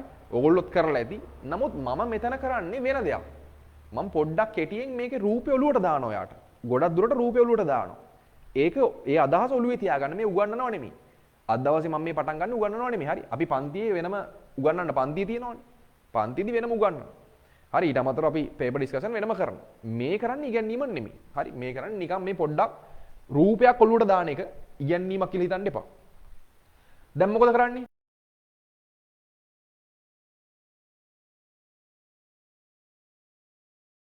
අපි හිතමු මෙයාගේ බර නිව්ටන් 20යි. නිව්ටන් 20යි. හරි මොකක් හරි බරක් තියෙනවා. ඒතර මෙයාටත් බරක් තියෙනවනේ මම අසමානයි කියලා ගන්නම්. හරි? අරයාගේ නිව්ටන් 20යි මෙයාගේ නිව්ටන් 30යි. ඔන්න බරවල්. Newton 20යි Newton 30යි. දැන් මේ බර නිව්ටන් 20යි නම් මේ තන්තුවේ ආතියත් නිව්ටන් 20නේ. ওই තන්තුවේ ආතියත් නිව්ටන් 20යි. මෙතන බර නිව්ටන් 30 නම් මේ තන්තුවේ ආතතියත් නිව්ටන් 30යි. එහෙනම් මේ තන්තුව පුරා හැම තැනකම ආත්‍ය නිව්ටන් 30යි මේ. මෙතන ඉඳලා මෙතෙන්ට ඕන තැනක නිව්ටන් 30යි. මෙතන ඉඳලා මෙතෙන්ට ඕන තැනක නිව්ටන් 20යි. එතකොට අපි කරන්නේ මෙච්චරයි. කිසියම් පරිමාණයක් තෝරගන්න ඕනේ. අපි හිතමු සෙන්ටිමීටර එකකින් මම ගන්නවා නිව්ටන් 5ක්. සෙන්ටිමීටර එකකින් නිව්ටන් 5ක්. අන්න ඒ වගේ පරිමාණයක් ගන්නවා. එතකොට නිව්ටන් 20 පෙන්වන්න නිව්ටන් 20ට නිව්ටන් 5 ඒවා කීයක් තියනවද? 4ක් තියෙනවා. එහෙනම් ඔයා කරන්නේ සරල දෙයක්. මෙතන ඉඳලා සෙන්ටිමීටර 4ක දිගක් තෝරගන්නවා. මෙතන ඉඳලා සෙන්ටිමීටර 4ක දිගක් තෝරගන්නවා. දැන් ඔයා මේ සෙන්ටිමීටර 4ෙන් මොකද්ද පෙන්වන්නේ? නිව්ටන් 20. ඒ නිසා අපි ගත්ත පරිමාණයක් එක ලියන්න ඕනි. ගානේ සෙන්ටිමීටර එකකින් මෙච්චරයි. එහෙනම් නිව්ටන් 20ක් තිබ්බනම් සෙන්ටිමීටර එකකින් නිව්ටන් 5ක් පෙන්නනවා නම් ඔයාට නිව්ටන් 20 පෙන්වන්න සෙන්ටිමීටර 4ක් අඳින්න වෙනවා. ඔය විදිහට එහෙනම් නිව්ටන් 30 පෙන්වන්න කීයක් ඕනද සෙන්ටිමීටර? එකකින් 5යි 30ට 5 ඒවා 6යි. එහෙනම් සෙන්ටිමීටර 6ක දිගක් ඕනේ මොකක් කරන්නද? මෙන්න මේ නිව්ටන් 30 බලය පෙන්වන්න. ඔන්න ඔය විදිහට කවකටු එහෙම පාවිච්චි කරලා හරි ලස්සනට මේ පැත්තෙන් අදාළ පරිමාණයට අදාළ සුදුසු දුරයි මේ පැත්තෙන් පරිමාණයට අදාළ සුදුසු දුරයි ලකුණු කරගන්නවා. දැන් මොකද කරන්නේ? දැන් ඔයාලට පුළුවන් සමාන්තරාශ්‍රයක් අඳින්න. හරි දැන් සමාන්තරාශ්‍රයක් මේ කොලේ දිගට තියෙන්න ඕන. සමාන්තරාශ්‍රයක් අඳින්න. කොහොමද සමාන්තරාශ්‍රය අඳින්නේ? මේ පාදයට සමාන්තරව මෙතනින් පාදේ ගහන්න ඕනේ. මේ පාදයට සමාන්තරව මෙතනින් පාදේ ගහන්න ඕනේ. ඒවා ගහද්දි වෙනම කවකටු එහෙම ලස්සනට පාවිච්චි කරන්න ඕන. හරි. කවකටු තියලා තමයි මේ ලස්සනට වැඩේ කරන්නේ. එතකොට දැන් මේ සමාන්තරාශ්‍රය ගැහුවට පස්සේ මම ලකුණු කරන්නම් මේක O, මේක A, මේක B, මේක C. මොකද්ද වෙන්න ඕනි? ඔය අඳින සමාන්තරාශ්‍රය අපිට මොනවද විශේෂ ලක්ෂණයක් වෙලා ලැබෙන්න ඕනි? අනිවාර්යෙන් ළමයි මෙන්න මේ විකර්ණය. මොකද්ද? OC විකරණය. අපි ඇඳපු පාද දෙක මෙන්න මේ දෙක ඒ දෙක හරහා යන විකරණය අනිවාර්යෙන් සිරස් වෙන්න ඕනි. ප්‍රායෝගික ගැටලු නිසා මේකේ තියෙන දෝෂ නිසා සිරස් නොවෙන්න පුළුවන්. පොඩ්ඩක් ආනතියක් එන්න පුළුවන්. නමුත් හරිනම් හරියටම සිරස් වෙන්න ඕනි. හේතුව මෙතන මේ මොකද්ද අපි කරේ? මේ ලක්ෂයේදී ළමයි මේ ලක්ෂයේදී බල තුනක් යටතේ සමතුලිතයි. මෙන්න පහළට තියෙන මෙයාගේ බර නිසා පහළට බලයක් එනවා. ඒක අපි T3 වගේ ගමු. මෙයාගේ බර නිසා මේ පැත්තට බලයක් ආවා. ඒක තමයි අපි මේ T2 නිව්ටන් 20 කියලා ගත්තේ. මෙයාගේ බර නිසා මේ කැලේ බර නිසා මේ පැත්තට බලයක් ආවා, ආතතියක් ආවා. ඒක තමයි අපි මේ T1 කියලා ගත්තේ. මේ බල තුන මේ ලක්ෂයේදී සමතුලිත වෙලා තියෙන්නේ. මෙහෙම තියෙන්නේ ඒක නෙමෙයි. බල තුනක් යටතේ සමතුලිතය මේ තියෙන්නේ. ඕනම ළමෙක් මේව දන්නවා බල තුනක් යටතේ සමතුලිතය. ඉතින් ළමයි බල තුනක් යටතේ සමතුලිතයේදී අපි දන්න කාරණා මොකද්ද? මෙන්න බලන්න. යම් කිසි බල දෙකක සංප්‍රයුක්තය ඉතිරි තෙවන බලයට විශාලත්වයෙන් සමානව දිශාවෙන් ප්‍රතිවිරුද්ධව තියෙනවා. සමාන්තරාශ්‍රයක බද්ධ පාදයක් මගින් බල දෙකක් පෙන්නපුවාම මෙන්න මේ පාදෙන් T2 පෙන්නුවා, මේ පාදෙන් T1 පෙන්නුවා. මේ පාද දෙකෙන් මේ බල දෙක පෙන්නුවාම ඒ දෙක හරහා යන විකරණයෙන් ලැබෙනවා මුන් දෙන්නගේ එකතුව සංප්‍රයුක්තය. ඒ නිසා OC විකරණයෙන් ලැබෙන්නේ මේ දෙකේ සංප්‍රයුක්තය. ඔය සංප්‍රයුක්තය මේ තුන්වෙනි බලයට දිශාවෙන් ප්‍රතිවිරුද්ධව විශාලත්වයෙන් සමානව තියෙන්න ඕනි. ඒ නිසා මෙයා පහළට සිරස්ව පහළට තියෙනවා හරියටම මම මුලින් කිව්වේ ඒකයි. මේ තන්තුව හරියටම සිරස්. එහෙනම් හරියටම මූලධර්ම අනුව බැලුවොත් මේ අපි අඳින OC රේඛාව හරියටම සිරස් වෙන්න ඕනි. එහෙම වුණොත් තමයි එක කාරණාවක් අපි හරියට ප්‍රැක්ටිකල් එක කරා වෙන්නේ. දෙවෙනි කාරණාව මම මොකද්ද කිව්වා? කරුණු දෙකක් කිව්වා. විශාලත්වයෙන් සමාන වෙන්න ඕනේ මේ බල දෙකේ සංප්‍රයුක්තය මෙයාට දිශාවෙන් ප්‍රතිවිරුද්ධ වෙන්න ඕනේ. එකම රේඛාවක තියෙන්න එපා. ඒක දැන් කියලා ඉවරයි. විශාලත්වයෙන් සමාන වෙනවා කියන අදහස කොහොමද ගන්නෙ? මෙහෙමනේ. ඔයා මේක ඇඳ යම්කිසි පරිමාණයකටනේ. එතකොට මෙන්න මේ රේඛාවට කිසියම් දිගක් වාට ලැබෙනවා. අපි හිතමු මේකට ලැබෙන දිග සෙන්ටිමීටර අපි හිතමු දැන් මේක 3යි. මේකට සෙන්ටිමීටර අපි 6ක් ගත්තා 4යි 6යි. මේකට අපි 8ක් වගේ දාමු. නිකමට මම මේ දල වශයෙන් කියන්නේ. හරියම නෙමෙයි. හරි. නිකමට 8ක් වගේ ලැබුණා කියලා හිතන්න. සෙන්ටිමීටර 8ක් මේකට ලැබුණා නම් හරි. අපි ගත්ත පරිමාණයට අනුව සෙන්ටිමීටරයකින් නිව්ටන් 5යි. එහෙනම් සෙන්ටිමීටර 8 කීයද? එකකට 5 නම් 8කට කීයද? 40යි. නිව්ටන් 40ක්. ඒ නිසා මේ ලැබෙන OC කියන විකරණයේ දිග මැන ගත්තාම ඒ දිග පාවිච්චි කරලා අපි ගත්ත පරිමාණයට අනුව බලය තෝරගන්න පුළුවන් කීයක්ද කියලා. අපිට ලැබෙන බලය. ඕක සමාන වෙන්න ඕනි මේ එල්ලලා තියෙන එකාගේ බරට. මේ එල්ලලා තියෙන එකාගේ ස්කන්ධය කිලෝග්‍රෑම් 4 නම් උගේ බර මොකද්ද? 4G නේ. 4G කියන්නේ නිව්ටන් 40යි. එහෙනම් මුගේ ස්කන්ධය කිලෝග්‍රෑම් 4ක් වෙන්න ඕනි. හරි? මුගේ ස්කන්ධය කිලෝග්‍රෑම් 4ට අණුව ලැබෙන්නේ නිව්ටන් 40ක්.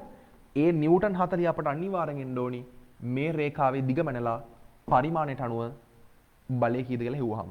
හරි? ඔන්න සරලව මම මේක ඔලුවට දැම්මා. මම මේ ප්‍රැක්ටිකල් එක කරා නෙමෙයි. මම කිව්වා මුලින්ම මේක වරදොල තේරුම් ගන්න එපා. මේ අද දවසේ උගන්වන්න නෙමෙයි ආවේ. උගන්වන්න වෙන දවස් තියෙනවා. අද දවසේ ආවේ පොඩි දේවල් ටිකක් නිකන් මේ පෙන්නලා යන්න. හරි මේක මේ කාරණාව මේ රූපෙන් ඔලුවට දාගන්න. විභාගයට මේක ආවම මේ කාරණාව ඔලුවට දාගන්න. මේකේ විශේෂ කාරණා ඔක්කොම ඔයගොල්ලන්ට දෙනවා. හරි ඒක ඔක්කොම වෙනම print කරලා දෙන්නා විශේෂ කාරණා ටික. හරි ඒ කරන හැම ප්‍රැක්ටිකල් එකක් යටතේම මේ ප්‍රැක්ටිකල් සම්පූර්ණ කරලා තියෙන්නේ. මේ නමුත් අර මේ කරන වැඩසටහන යටතේ මම වෙනම සම්පූර්ණ ඔක්කොම print කරලා දෙන්නා විශේෂ කාරණාත් එක්ක. එතකොට ඔය කිව්වේ බල සමාන්තරාශ්‍ර මූලධර්මයේ හරි කියලා පෙන්වන හැටි. අපිට මේක පාවිච්චි කරලා ළමයි කරන්න පුළුවන් අමතර දෙයක් තමයි නොදන්න ස්කන්ධයක් හොයන්න පුළුවන්. මෙයාගේ අපි හිතමු ස්කන්ධය දන්නේ නැහැ. මුගේ ස්කන්ධය දන්නේ නැහැ. මට මුගේ ස්කන්ධය මැන ගන්න ඕනේ. ඔයා හයිය කොහෙද? එතකොට තරාදි තියෙන්නේ මැන ගන්න බැරිය. තරාදි තියෙනවා තමයි. ඉතින් මං කියන්නේ මේ ක්‍රමයටත් හරි කියලා පෙන්වන්න පුළුවන්. මේ ක්‍රමයට මයින්න පුළුවන් කියලා. අපි තරාදිකුනුත් පස්සේ මයින්නවා. මේ ක්‍රමයට ලැබෙන උත්තරේ හරිද කියලා බලන්න පස්සේ තරාදිකුනුත් මයින්නවා. හරි? ඒ නිසා මම නිකන් කියන්නම් දැන් මොකද්ද වෙන්නේ කියලා. ඔන්න දැන් මේ කරේ බල සමාන්තරාශ්‍ර මූලධර්මයේ හරි කියලා පෙන්නනවා. ඒ කියන්නේ නිවැරදි බව පෙන්නනවා. මොකද්ද වෙන්න ඕනි? කෙටියෙන් කියන්නම්. දන්න ස්කන්ධ තුනක් ගත්තා. තන්තු මාර්ගයෙන් මේ විදිහට ස්කන්ධ තුන සම්බන්ධ කරා. හරි. ඊට පස්සේ ඒ තන්තු වල පිහිටුම් ලකුණු කරගෙන සමාන්තරාශ්‍රයක් ඇඳා. ඒ සමාන්තරාශ්‍රය ඇඳට පස්සේ අර අපි පාවිච්චි කරපු බරවල් තියෙනවනේ මේ මෙයාගේ බරයි අරයාගේ බරයි අර ස්කන්ධේ බරයි මේ ස්කන්ධේ බරයි. ඒ බරවලට අපිට සුදුසු විදිහට ඒ බරවලට අනුව සුදුසු විදිහට ආන් අර වගේ පරිමාණයක් ගන්න. ඒ පරිමාණයට අනුව ඔයා කිසියම් දිගක් මගින් ඔය බල දෙක නිරූපණය කරන්න. මේ බලය නිරූපණය කරන්න යම් දිගක් මගින් අර බලය නිරූපණය කරන්න යම් දිගක් මගින් පරිමාණයකට අනුව. ඊට පස්සේ ගහන්න සමාන්තරාශ්‍රයක්. ඔය අඳින සමාන්තරාශ්‍රයේ හරියටම ඔය ලැබෙන OC විකරණේ සිරස් වෙන්න ඕනි. ඒක තමයි එක කාරණාවක්. දෙවෙනි එක ඒ OC විකරණේ දිගමයි ඉන්න. දිග මැන්නට පස්සේ ඔයා ගත්ත පරිමාණය තියෙනවනේ කැමති පරිමාණයක් ගන්න සුදුසු විදිහට. ඒ පරිමාණයට අනුවට පුළුවන් අදාළ OC විකරණයෙන් දැක්වෙන බලය කීයද කියලා හොයාගන්න. උදාහරණයක් තමයි මම මේ කරලා පෙන්නුවේ. දිග සෙන්ටිමීටර 8යි නම් අපි ගත්තේ සෙන්ටිමීටර එකේ නිව්ටන් 5යි නම් නිව්ටන් 40යි ඔය විකරණයෙන් පෙන්වන්නේ දෛශිකයෙන් පෙන්වන්නේ බලය. ඒ බලය සමාන වෙනවන කාටද? මුගේ බරට. මු කිලෝග්‍රෑම් 4 නම් මුගේ බර 4යි g. ඒ කියන්නේ නිව්ටන් 40යි. ඔයාට අරක නිව්ටන් 40ක් આવොත් වැඩේ හරි. ඉතින් ගොඩක් වෙලාවට වෙන්නේ ළමයි මේවැ හරිම උත්තරේ එන්නේ නැහැ ආසන්න උත්තරේ එන්නේ. ඇයි හේතු? මේවැ දෝෂ තියෙනවා. හරි මම කිව්වා වගේ දැන් මේ අපි කොච්චර දැන් මුන් සැහැල්ලුයි කියලා ගත්තත් මේ තන්තු සැහැල්ලුයි කියලා ගන්නවා. මුන් ඇත්තටම සැහැල්ලුද? නෑ. දැන් මේ නූල් බෝල ගත්තාම මේ නූල් බෝලට බරක් තියෙනවා. මේ ප්ලාස්ටික් කෑල්ල අයින් කරත් මේ නූල් බෝලට බරක් තියෙනවා. මන් තරාදිය අකුලින් තිබ්බොත් මේ නූල් බෝලේ බරයි. ඒ කියන්නේ තන්තුවට ස්කන්ධයක් තියෙනවා. ඒ නිසා කොච්චර අපි ගත්තත් මේ තන්තුවල ස්කන්ධයක් තියෙනවා. ඊට අමතරව අර දාන කප්පි ඔය කප්පි වල ඝර්ෂණ තියෙනවා. හරි? ඝර්ෂණය අවම කරගන්න අපි දානවා තෙල්. තෙල් දාපුවම ඝර්ෂණය අවම වෙනවා කප්පි කරකිනකොට. හරි? ඒ නිසා ඒ වගේ ක්‍රම තියෙනවා මේකේ දෝෂ අඩු කරගන්න. ඒ ඔක්කොම වෙනම් print කරලා දෙන්නම්.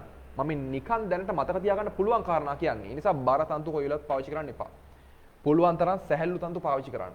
හරි? එතකොට තව කාරණාවක් මේ ප්‍රැක්ටිකල් එක පටන් ගද්දී අපිට පුළුවන් මේ ඔය කප්පි වල ඝර්ෂණයක් තියෙනවද කියලා චෙක් කරගන්න. ඒකත් වැදගත්. මේක බොහෝ විට අහනවා. කප්පි වල ඝර්ෂණයක් තියද කියලා චෙක් කරගන්නේ කොහොමද?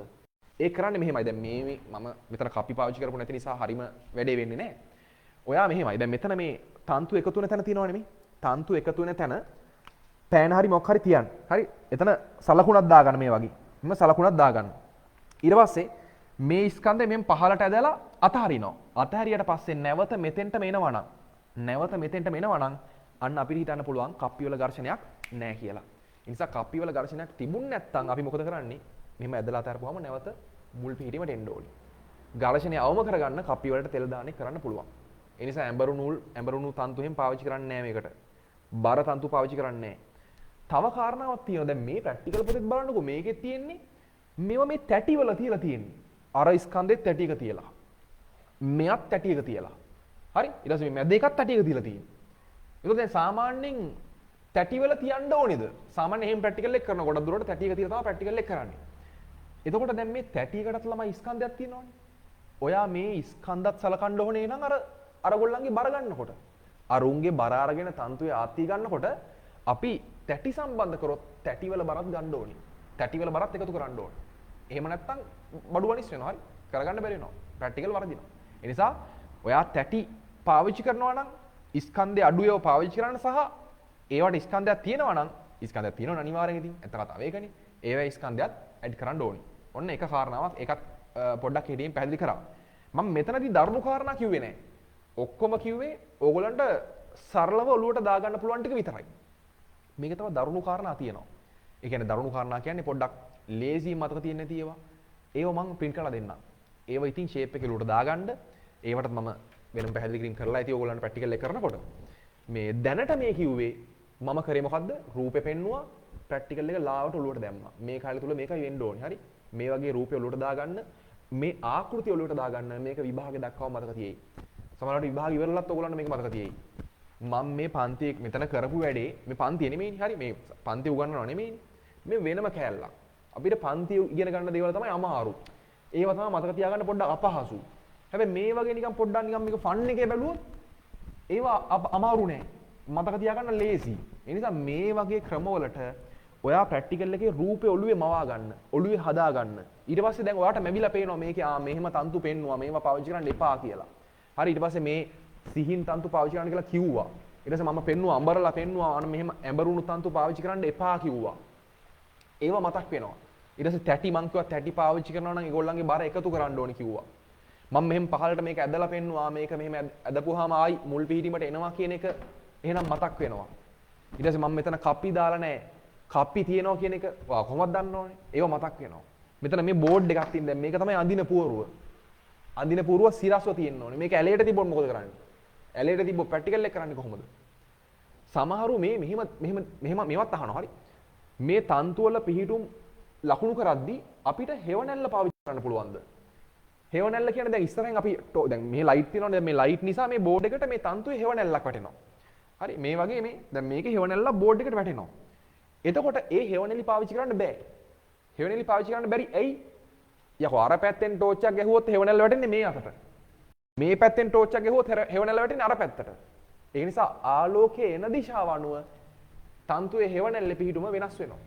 ඒ නිසා ජීවිතේට හෙවණැලි පාවිච්චි කරලා හරි හෙවණැල්ල පාවිච්චි කරලා තන්තු වල පිහිටුම් සලකුණු කරන්නේ නැහැ.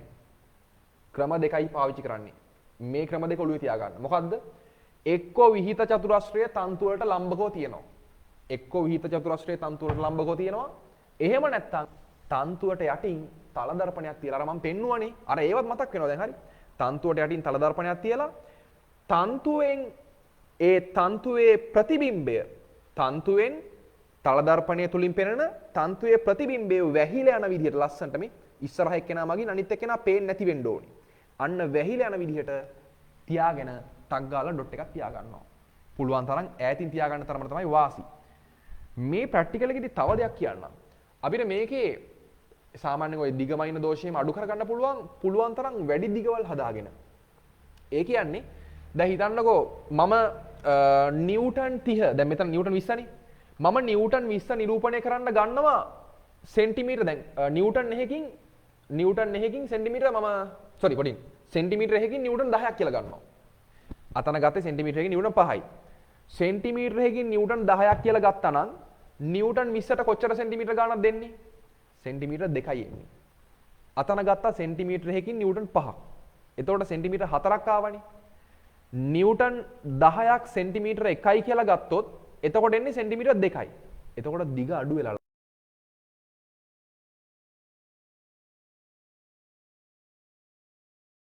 වැඩි කරගන්න ඕනි. ඒ නිසා අපි හැකිපමණ සෙන්ටිමීටරයකින් අඩු නිව්ටන් ප්‍රමාණයක් ගන්න එක තමයි හොඳ. සෙන්ටිමීටරයකින් අඩු නිව්ටන් ප්‍රමාණයක් ගන්න එක හොඳයි. එතකොට මේ දිගවල් වැඩි වෙනවා. එතකොට සාමාන්‍ය දෝෂ අඩුයි. හරි. ඒකත් නිකන් ඔළුවේ තියාගන්න. ඒ නිසා මම මේ කරේ මම ආයි පාරක් කියනවා ඉගැන්නුවා නෙමෙයි. අද දවසේ උගන්වන්න නෙමෙයි ආවේ. හරි. මේ කරේ මේ ප්‍රැක්ටිකල් එකේ පොඩි සිද්ධාන්ත කැලලක් රූපයක් පෙන්වලා ඔළුවට දාන එක. හරි මේකේ දේවල් කීපයක් පෙන්වලා මේවා මතක තියාගන්න කියන එක. හරි මේ කාලය තුල ඕගොල්ලෝ කරන්න ඕනි ඔන්න ඔය වගේ දෙයක්. හරි හැම ප්‍රැක්ටිකල් එකකම මේ පොතේ ප්‍රැක්ටිකල් ටික තියෙනවානේ. හරි මේ පොත ඕගොල්ලෝ ගාව තියෙනවානේ. මේ පොතේ ප්‍රැක්ටිකල් ටික තියෙනවා.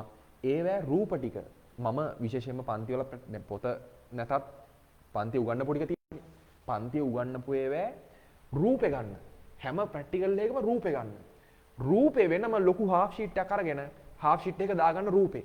හරි මම මේ කියන වැඩේ අනිවාර්යෙන් කරන්න. හරි දැන් මේ අද මම මේ මතක් කරේ බල සමාන්තරාශ්‍ර මූල ධර්මයේනේ. ඒ නිසා ඔයා දැන් කරන්න ඕන වැඩක් තියෙනවා. මොකද්ද? half sheet එකක් ගන්න. half sheet එකක් අරගෙන බල සමාන්තරාශ්‍ර මූල ධර්මයට සම්බන්ධ මේ රූපය ඇඳ ගන්න. මේ රූපය ඇඳගෙන පැත්තකින් බල සමාන්තරාශ්‍ර මූල ධර්මෙන් ලියන්න. අන්න ඒක ලියලා ළඟ තියාගන්න. මේ කරුණු ඔක්කොම ඔයගේ ඔළුවේ තියෙන්න ඕනි. අරක ලියන්නේ නැහැ. කොලේ කිසිම දෙයක් ලියන්නේ නැහැ.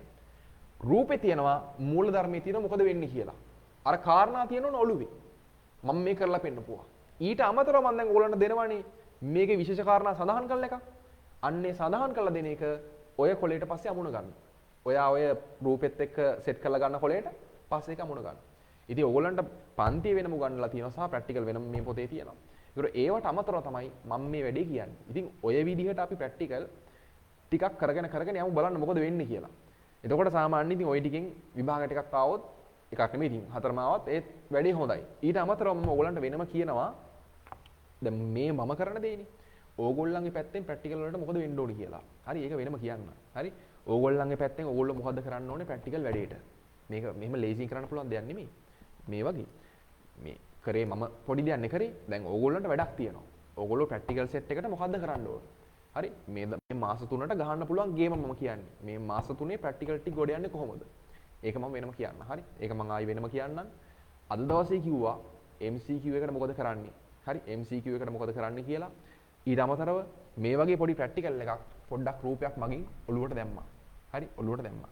ඒ ටික ඔළුවේ තියාගන්න. ඉතින් අපි මෙතන ඉස්සරහට සමහරවිට වෙන විදිහකට වැඩ යන්නත් පුළුවන්.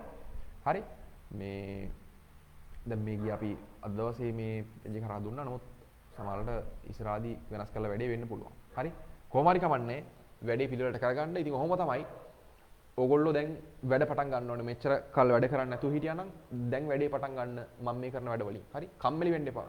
මේ දවස්වල නේද වැස්සත් එක සමහරට නිින්ද යන්න පුළුවන්. ප්‍රශ්න ඇති කරගන්න බෑ නිදා ගන්න එපා නේ. පුළුවන් තරම් ඇහැරලා ඉඳලා වැඩ ටික කරගන්න. දැන් දැන් මෙච්චර දැන් රටේ ප්‍රශ්නිකුත් තියෙනවානේ. පොඩ්ඩක් ඒක ගැන චුට්ටක් කියන්නත් ඕනි. අපි සාමාන්‍යයෙන් මෙහෙමයි. මම ඔයාලා ඕන කෙනෙක් සියලුම මිනිසුන්ට නේද? මිනිසුන්ට හැදෙන ලෙඩක් නෙමේක. කොරෝනා හැදෙනවා. හරි කොරෝනා හැදෙන්න පුළුවන්. කාටවත් හැදෙන්න එපා. ජීවිතේ අනේ දෙයනේ කාටවත් හැදෙන්න එපා. හරි නිසා මටත් හැදෙන්න පුළුවන්. ඕන කෙනෙක්ට හැදෙන්න පුළුවන්. මම කියන්නේ මෙච්චරයි. හොඳට මතක තියාගන්න. අපි කැමති දේවල් තමයි අපේ ලයිෆ් එකට එන්නේ. අපේ ජීවිතේට එන්නේ මොනවද? අපි ආස කරන දේවල්. අපි දේවල් පස්සේ ලුහු බදිනකොට, අපි දේවල් වලට කැමති වෙනකොට, ඒ කැමති දේවල් අපිට ලං වෙනවා. හරි? දැන් ගොඩක් ඔය ටාගට්ස් වලට ගිහපු මිනිස්සු ඒගොල්ලෝ කියන්නේ ඒකනේ. ඒ දෙයට මොනතරම් කැපුණාද කියලා, ඒ දෙයට මොනතරම් ආස වුණාද කියලා. එතකොට ඒ දේවල් වලින් තමයි ඒගොල්ලෝ ඒවට ළඟා වෙලා තියෙන්නේ. අන්න ඒ වගේ තමයි ලෙඩ රෝග කියන ඒවා. ඔයා මේ ලෙඩ ගැන දිගටම හිත ඉන්නවනම් හැමදාම අනේ මෙච්චර මැරිලා කිකි බල ඉන්නවනම් මැරලා තමා දුක් වෙන්න ඕනි තමයි. හැබැයි ඒව බැලීමෙන් ඒව නැවත නැවත රස කර බැලීමෙන් මොකද වෙන්නේ ඔයා? ඔයා මේකට ආස කරනවා. මේක පසුපස හඹා යනවා. ඔයා මේ ලෙඩේට ආස කරනවා. මොකද වෙන්නේ? ඔයා කරා හොයාගෙන එනවා. ඒ නිසා ඒක කරන්න එපා. හරි? මේ අන්තිම වශයෙන් මම එකක් කියන්න ඕනේ. ළමයි හැම වෙලේම නේ මේ ටිකේ පොඩ්ඩක් ෆන් එකේ ඉන්න බලන්න සතුටින් සින්දුවක් එහෙම අහලා මම කියන්නේ මේ කොරෝනා කතාව නෙමෙයි. හරි කොරෝනා කියන එක අපිට දුකක්. මිනිස්සු මැරෙන එක දුකක්. පට්ට දුකක්. හරි? මිනිස්සු මැරෙන්න එපා. කවුරුත් කාටවත් කොරෝනා හැදෙන්න එපා. මං කියන්නේ ඔයා ඒක ගැන හිත ඉන්න ගියොත් අපි හිතන දේ අපි කරා ලං වෙනවා කියන එක. හරි? ඒ නිසා ඒක ගැන හිතන්න එපා. ඔයාට හිතන්න තව දේවල් තියෙනවා. ඔයා හිතන්න විභාගේ ඔයා ඒකක් ගන්නවා මේ පාර. හරි? ඔයා මවා ගන්න ඔයාට B එකක් එන එක. ඔයාට A එකක් එන එක මවා ගන්න. B නෙමෙයි A මවා ගන්න. හරි? කිසි ප්‍රශ්නයක් නැහැ. තමන්ගේ තත්ත්ව අනුව තමන්ට තේරෙනවා. නමුත් මම කියන්නේ ඔයාට A එකක් එන අවස්ථාව ඔයා මවා ගන්න. ඒකට ඔයා වැඩ කරන්න. ඒක පසුපස හඹා යන්න. ඔයා යම් දෙයකට ආස කරොත් ඒ ආස කරන දේ ඔයා කරා ළඟා වෙනවා. ඒ නිසා මම ඒකයි කියන්නේ ඒකකට ආස කරන්න. පුළුවන් තරම් ඔයාට ඒක එන එක ගැන හිතන්න. ඒක එනවා ඔයා දකින්න. නිසක වශයෙන් මේකයි. හැබැයි වැඩ කරන්න ඕන. ඔයා ඉතින් මෙහෙමයි කතාව. ඔයා ඒ දෙයට ආස කරනවා කියන්නේ ඔයා ඒ දේ හිතින් මවනවා කියන්නේ හැම වෙලේම ඔයා වැඩ කරනවා. ඔයාට වැඩ කරද්දි තමයි මේක මැවිලා පේන්නේ. ඔයාට වැඩ කරද්දි මේක පුළුවන් වෙනවා. ඒ නිසා මේ මාස 3 හොඳටම ඇති. ගේම ගහන මනුස්සයට හොඳටම ඇති. මම පන්ති කියන දේවලුත් තියෙනවා. දැන් මේවත් තියෙනවා. හරි? ඊට අමතරව අපි සිකුරාද වෙන වැඩක් කරනවා. උදේ ඒ ඔක්කොමත් එක්ක මේ වැඩේ හොඳට කරගන්න. මේ මාස 3 හොඳටම ඇති. වැටිලා ඉන්න මිනිස්සු ඕන කෙනෙක්ට නැගිටින්න. හරි? ඕන කෙනෙක්ට නැගිටින්න පුළුවන්. මම කියන විදිහට වැඩ ටික කරගෙන යන්න. හරි? ලොකු අමාරු දේවල් නැහැ. MCQ පේපරේ ওই විදිහට වැඩේ හුරු වෙන්න. මාසයක් විතර වැඩේට යයි. අතාරින්න එපා. දවසට අඩුම තරම් එක පේපරයක් කරන්න. පේපර් 3ක් කරන්න පුළුවන් නම් වඩා හොඳයි. බැරිම නම් අඩුම තරම් එක පේපරයක් කරන්න. අඩුම තරම් එක පේපරයක් කරන්න. ඒකත් හොඳටම ඇති. හරි? ඒ නිසා ඔය කියපු විදිහට වැඩ ටික කරන්න. මම දැන් ඔන්න MCQ පේපරේට පොඩි ට්‍රික් එකක් කිව්වා. පොඩි එකක් කිව්වේ තාම. තව වැඩ තියෙනවා. හිමීට ඒ ඔලුවට දාන්න. හරි? ඒ නිසා පේපර් ලියලා අත්දැකීම ගන්න. අපි මොන කාරණා කිව්වත් ඔයාලා ගන්න අත්දැකීම තමයි අංක 1. ඒක තමයි අංක 1. හරි? ඒ නිසා ඔයාලා ගන්න අත්දැකීම් මත තමයි ඕගොල්ලන් විභාග ප්‍රතිඵලය තීරණය වෙන්නේ. ඒ නිසා දැනුම තිබ්බට බෑ පේපර් ලියලා අත්දැකීම ගන්න. ඒක තමයි අපි කට කැඩෙනකම් මෙච්චර මේවා කියන්නේ පේපර් ලියන්න කියලා. ඒ නිසා ලියලා අත්දැකීම ගන්න. සතියක් ගන්න පේපර්ස් තියෙනවා. ඒවා ලියන්න සොලියුෂන්ස් ඔක්කොම හම්බ වෙනවා. හරි? ඒවා වෙනම ඩිස්කෂන් සියලුම දේවල් තියෙනවා. ඒවා ඔක්කොම කරන්න. ඒවයි ගේම ගොඩ ගහ ගන්න බලන්න. මේ කරන දේවල් අමතරව තියාගන්න. නිසා අද ඉගෙනුවේ නෑ. හරි? ඉගෙනුවේ නෑ. යම් දෙයක් නිකන් පෙන්ලා යන්න ආවා. දැන් මම හිතනවා යම් දෙයක් වගේ චිත්‍රයක් ඔළුවේ මැවිලා ඇති. හරි? චිත්‍රයක් ඔළුවේ මැවිලා ඇති. එක කාරණාවක් දවසේ ගත්ත දේවල් වලින් එක කාරණාවක් තමයි මේ පේපර් එකට හැඩ ගැහෙන කාරණාව. 40 පන්නන්න ගත්ත පළවෙනි උත්සාහය, පළවෙනි ට්‍රික් එක. ඒකට හුරු වෙන්න මේ මාස 3ක් තිබ්බට ඔයා මේ මාස පළවෙනි මාසය තුල මේකට හුරු වෙන්න ඕනේ. එහෙම හුරු වෙන්න ඊට අමතරව මේ රූපේ ඔළුවේ තියාගන්න. මම මේ කරලා පෙන්නපු දේවල් කියපු දේවල් ඔළුවට දාගන්න. මේ ප්‍රැක්ටිකල් එක කරා නෙමෙයි. ආයි කියනවා ප්‍රැක්ටිකල් එක කරා නෙමෙයි. මේ වගේ කියලා ප්‍රැක්ටිකල් එක නිකන් පෙන්නුවා.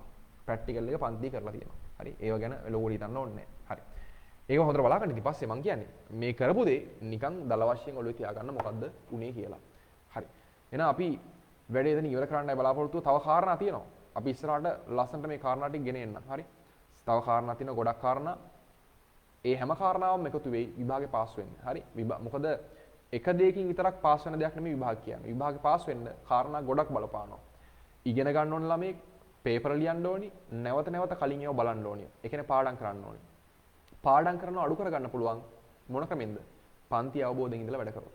හරි. ඒ නිසා මේ ටිකේ පන්ති තුල යන හැම පන්තියකදීම ඒ පන්තියේ තුලදීම වැඩ ඉවර කරගන්න. ආයි ඒක ගෙදර ඇවිල්ලා බලන්න තියාගන්න එපා. හැම කෙමිස්ට්‍රි වේවා, ෆිසික්ස් වේවා, කම්බයින් මැත්ස් ඕන දෙයක මේ කාලේ මුල් පාඩම් ටික බලන්න. අග පාඩම් පන්තිවල මේ කාලේ සාමාන්‍ය හැම පන්තියකම ඉන්න අග පාඩම් පන්තිවලම ඉවර කරගන්න ඒවා. ඉතුරු වෙන කාලේ, ඒ කියන්නේ ගෙදර ඇවිල්ලා ඔයා ගෙදරදී සාමාන්‍ය නෝමල් වැඩ කරද්දී ගුරුවරයා නැතුව ඒ වෙලාවට තියාගන්න මුල පාඩම්. හරි මුල පාඩම් බලන්න තියාගන්න. ඒ ක්‍රමයට මේ දවස්වල මුල පාඩම් කම්ප්ලීට් කරගනිමින් පන්තිවල අග පාඩම් කම්ප්ලීට් කරගනිමින් ඔක්කොම ටික එකතුවක් හදාගන්න. ප්‍රැක්ටිකල් වල වැඩි තව අපි ඉස්සරහට බලමු. MCQ වල වැඩි උතනින් පටන් ගන්න. රචනා පේපර් එකටත් ගේමක් දෙන්න. හරි. එහෙනම් අපි අදට වැඩි එතන ඉවර කරනවා. පස්සේ මේ වගේ ආයි සිද්ධියකින් බලමු මොකද කරන්න පුළුවන් කියලා. හරි. එහෙනම් වැඩි අවසానයි.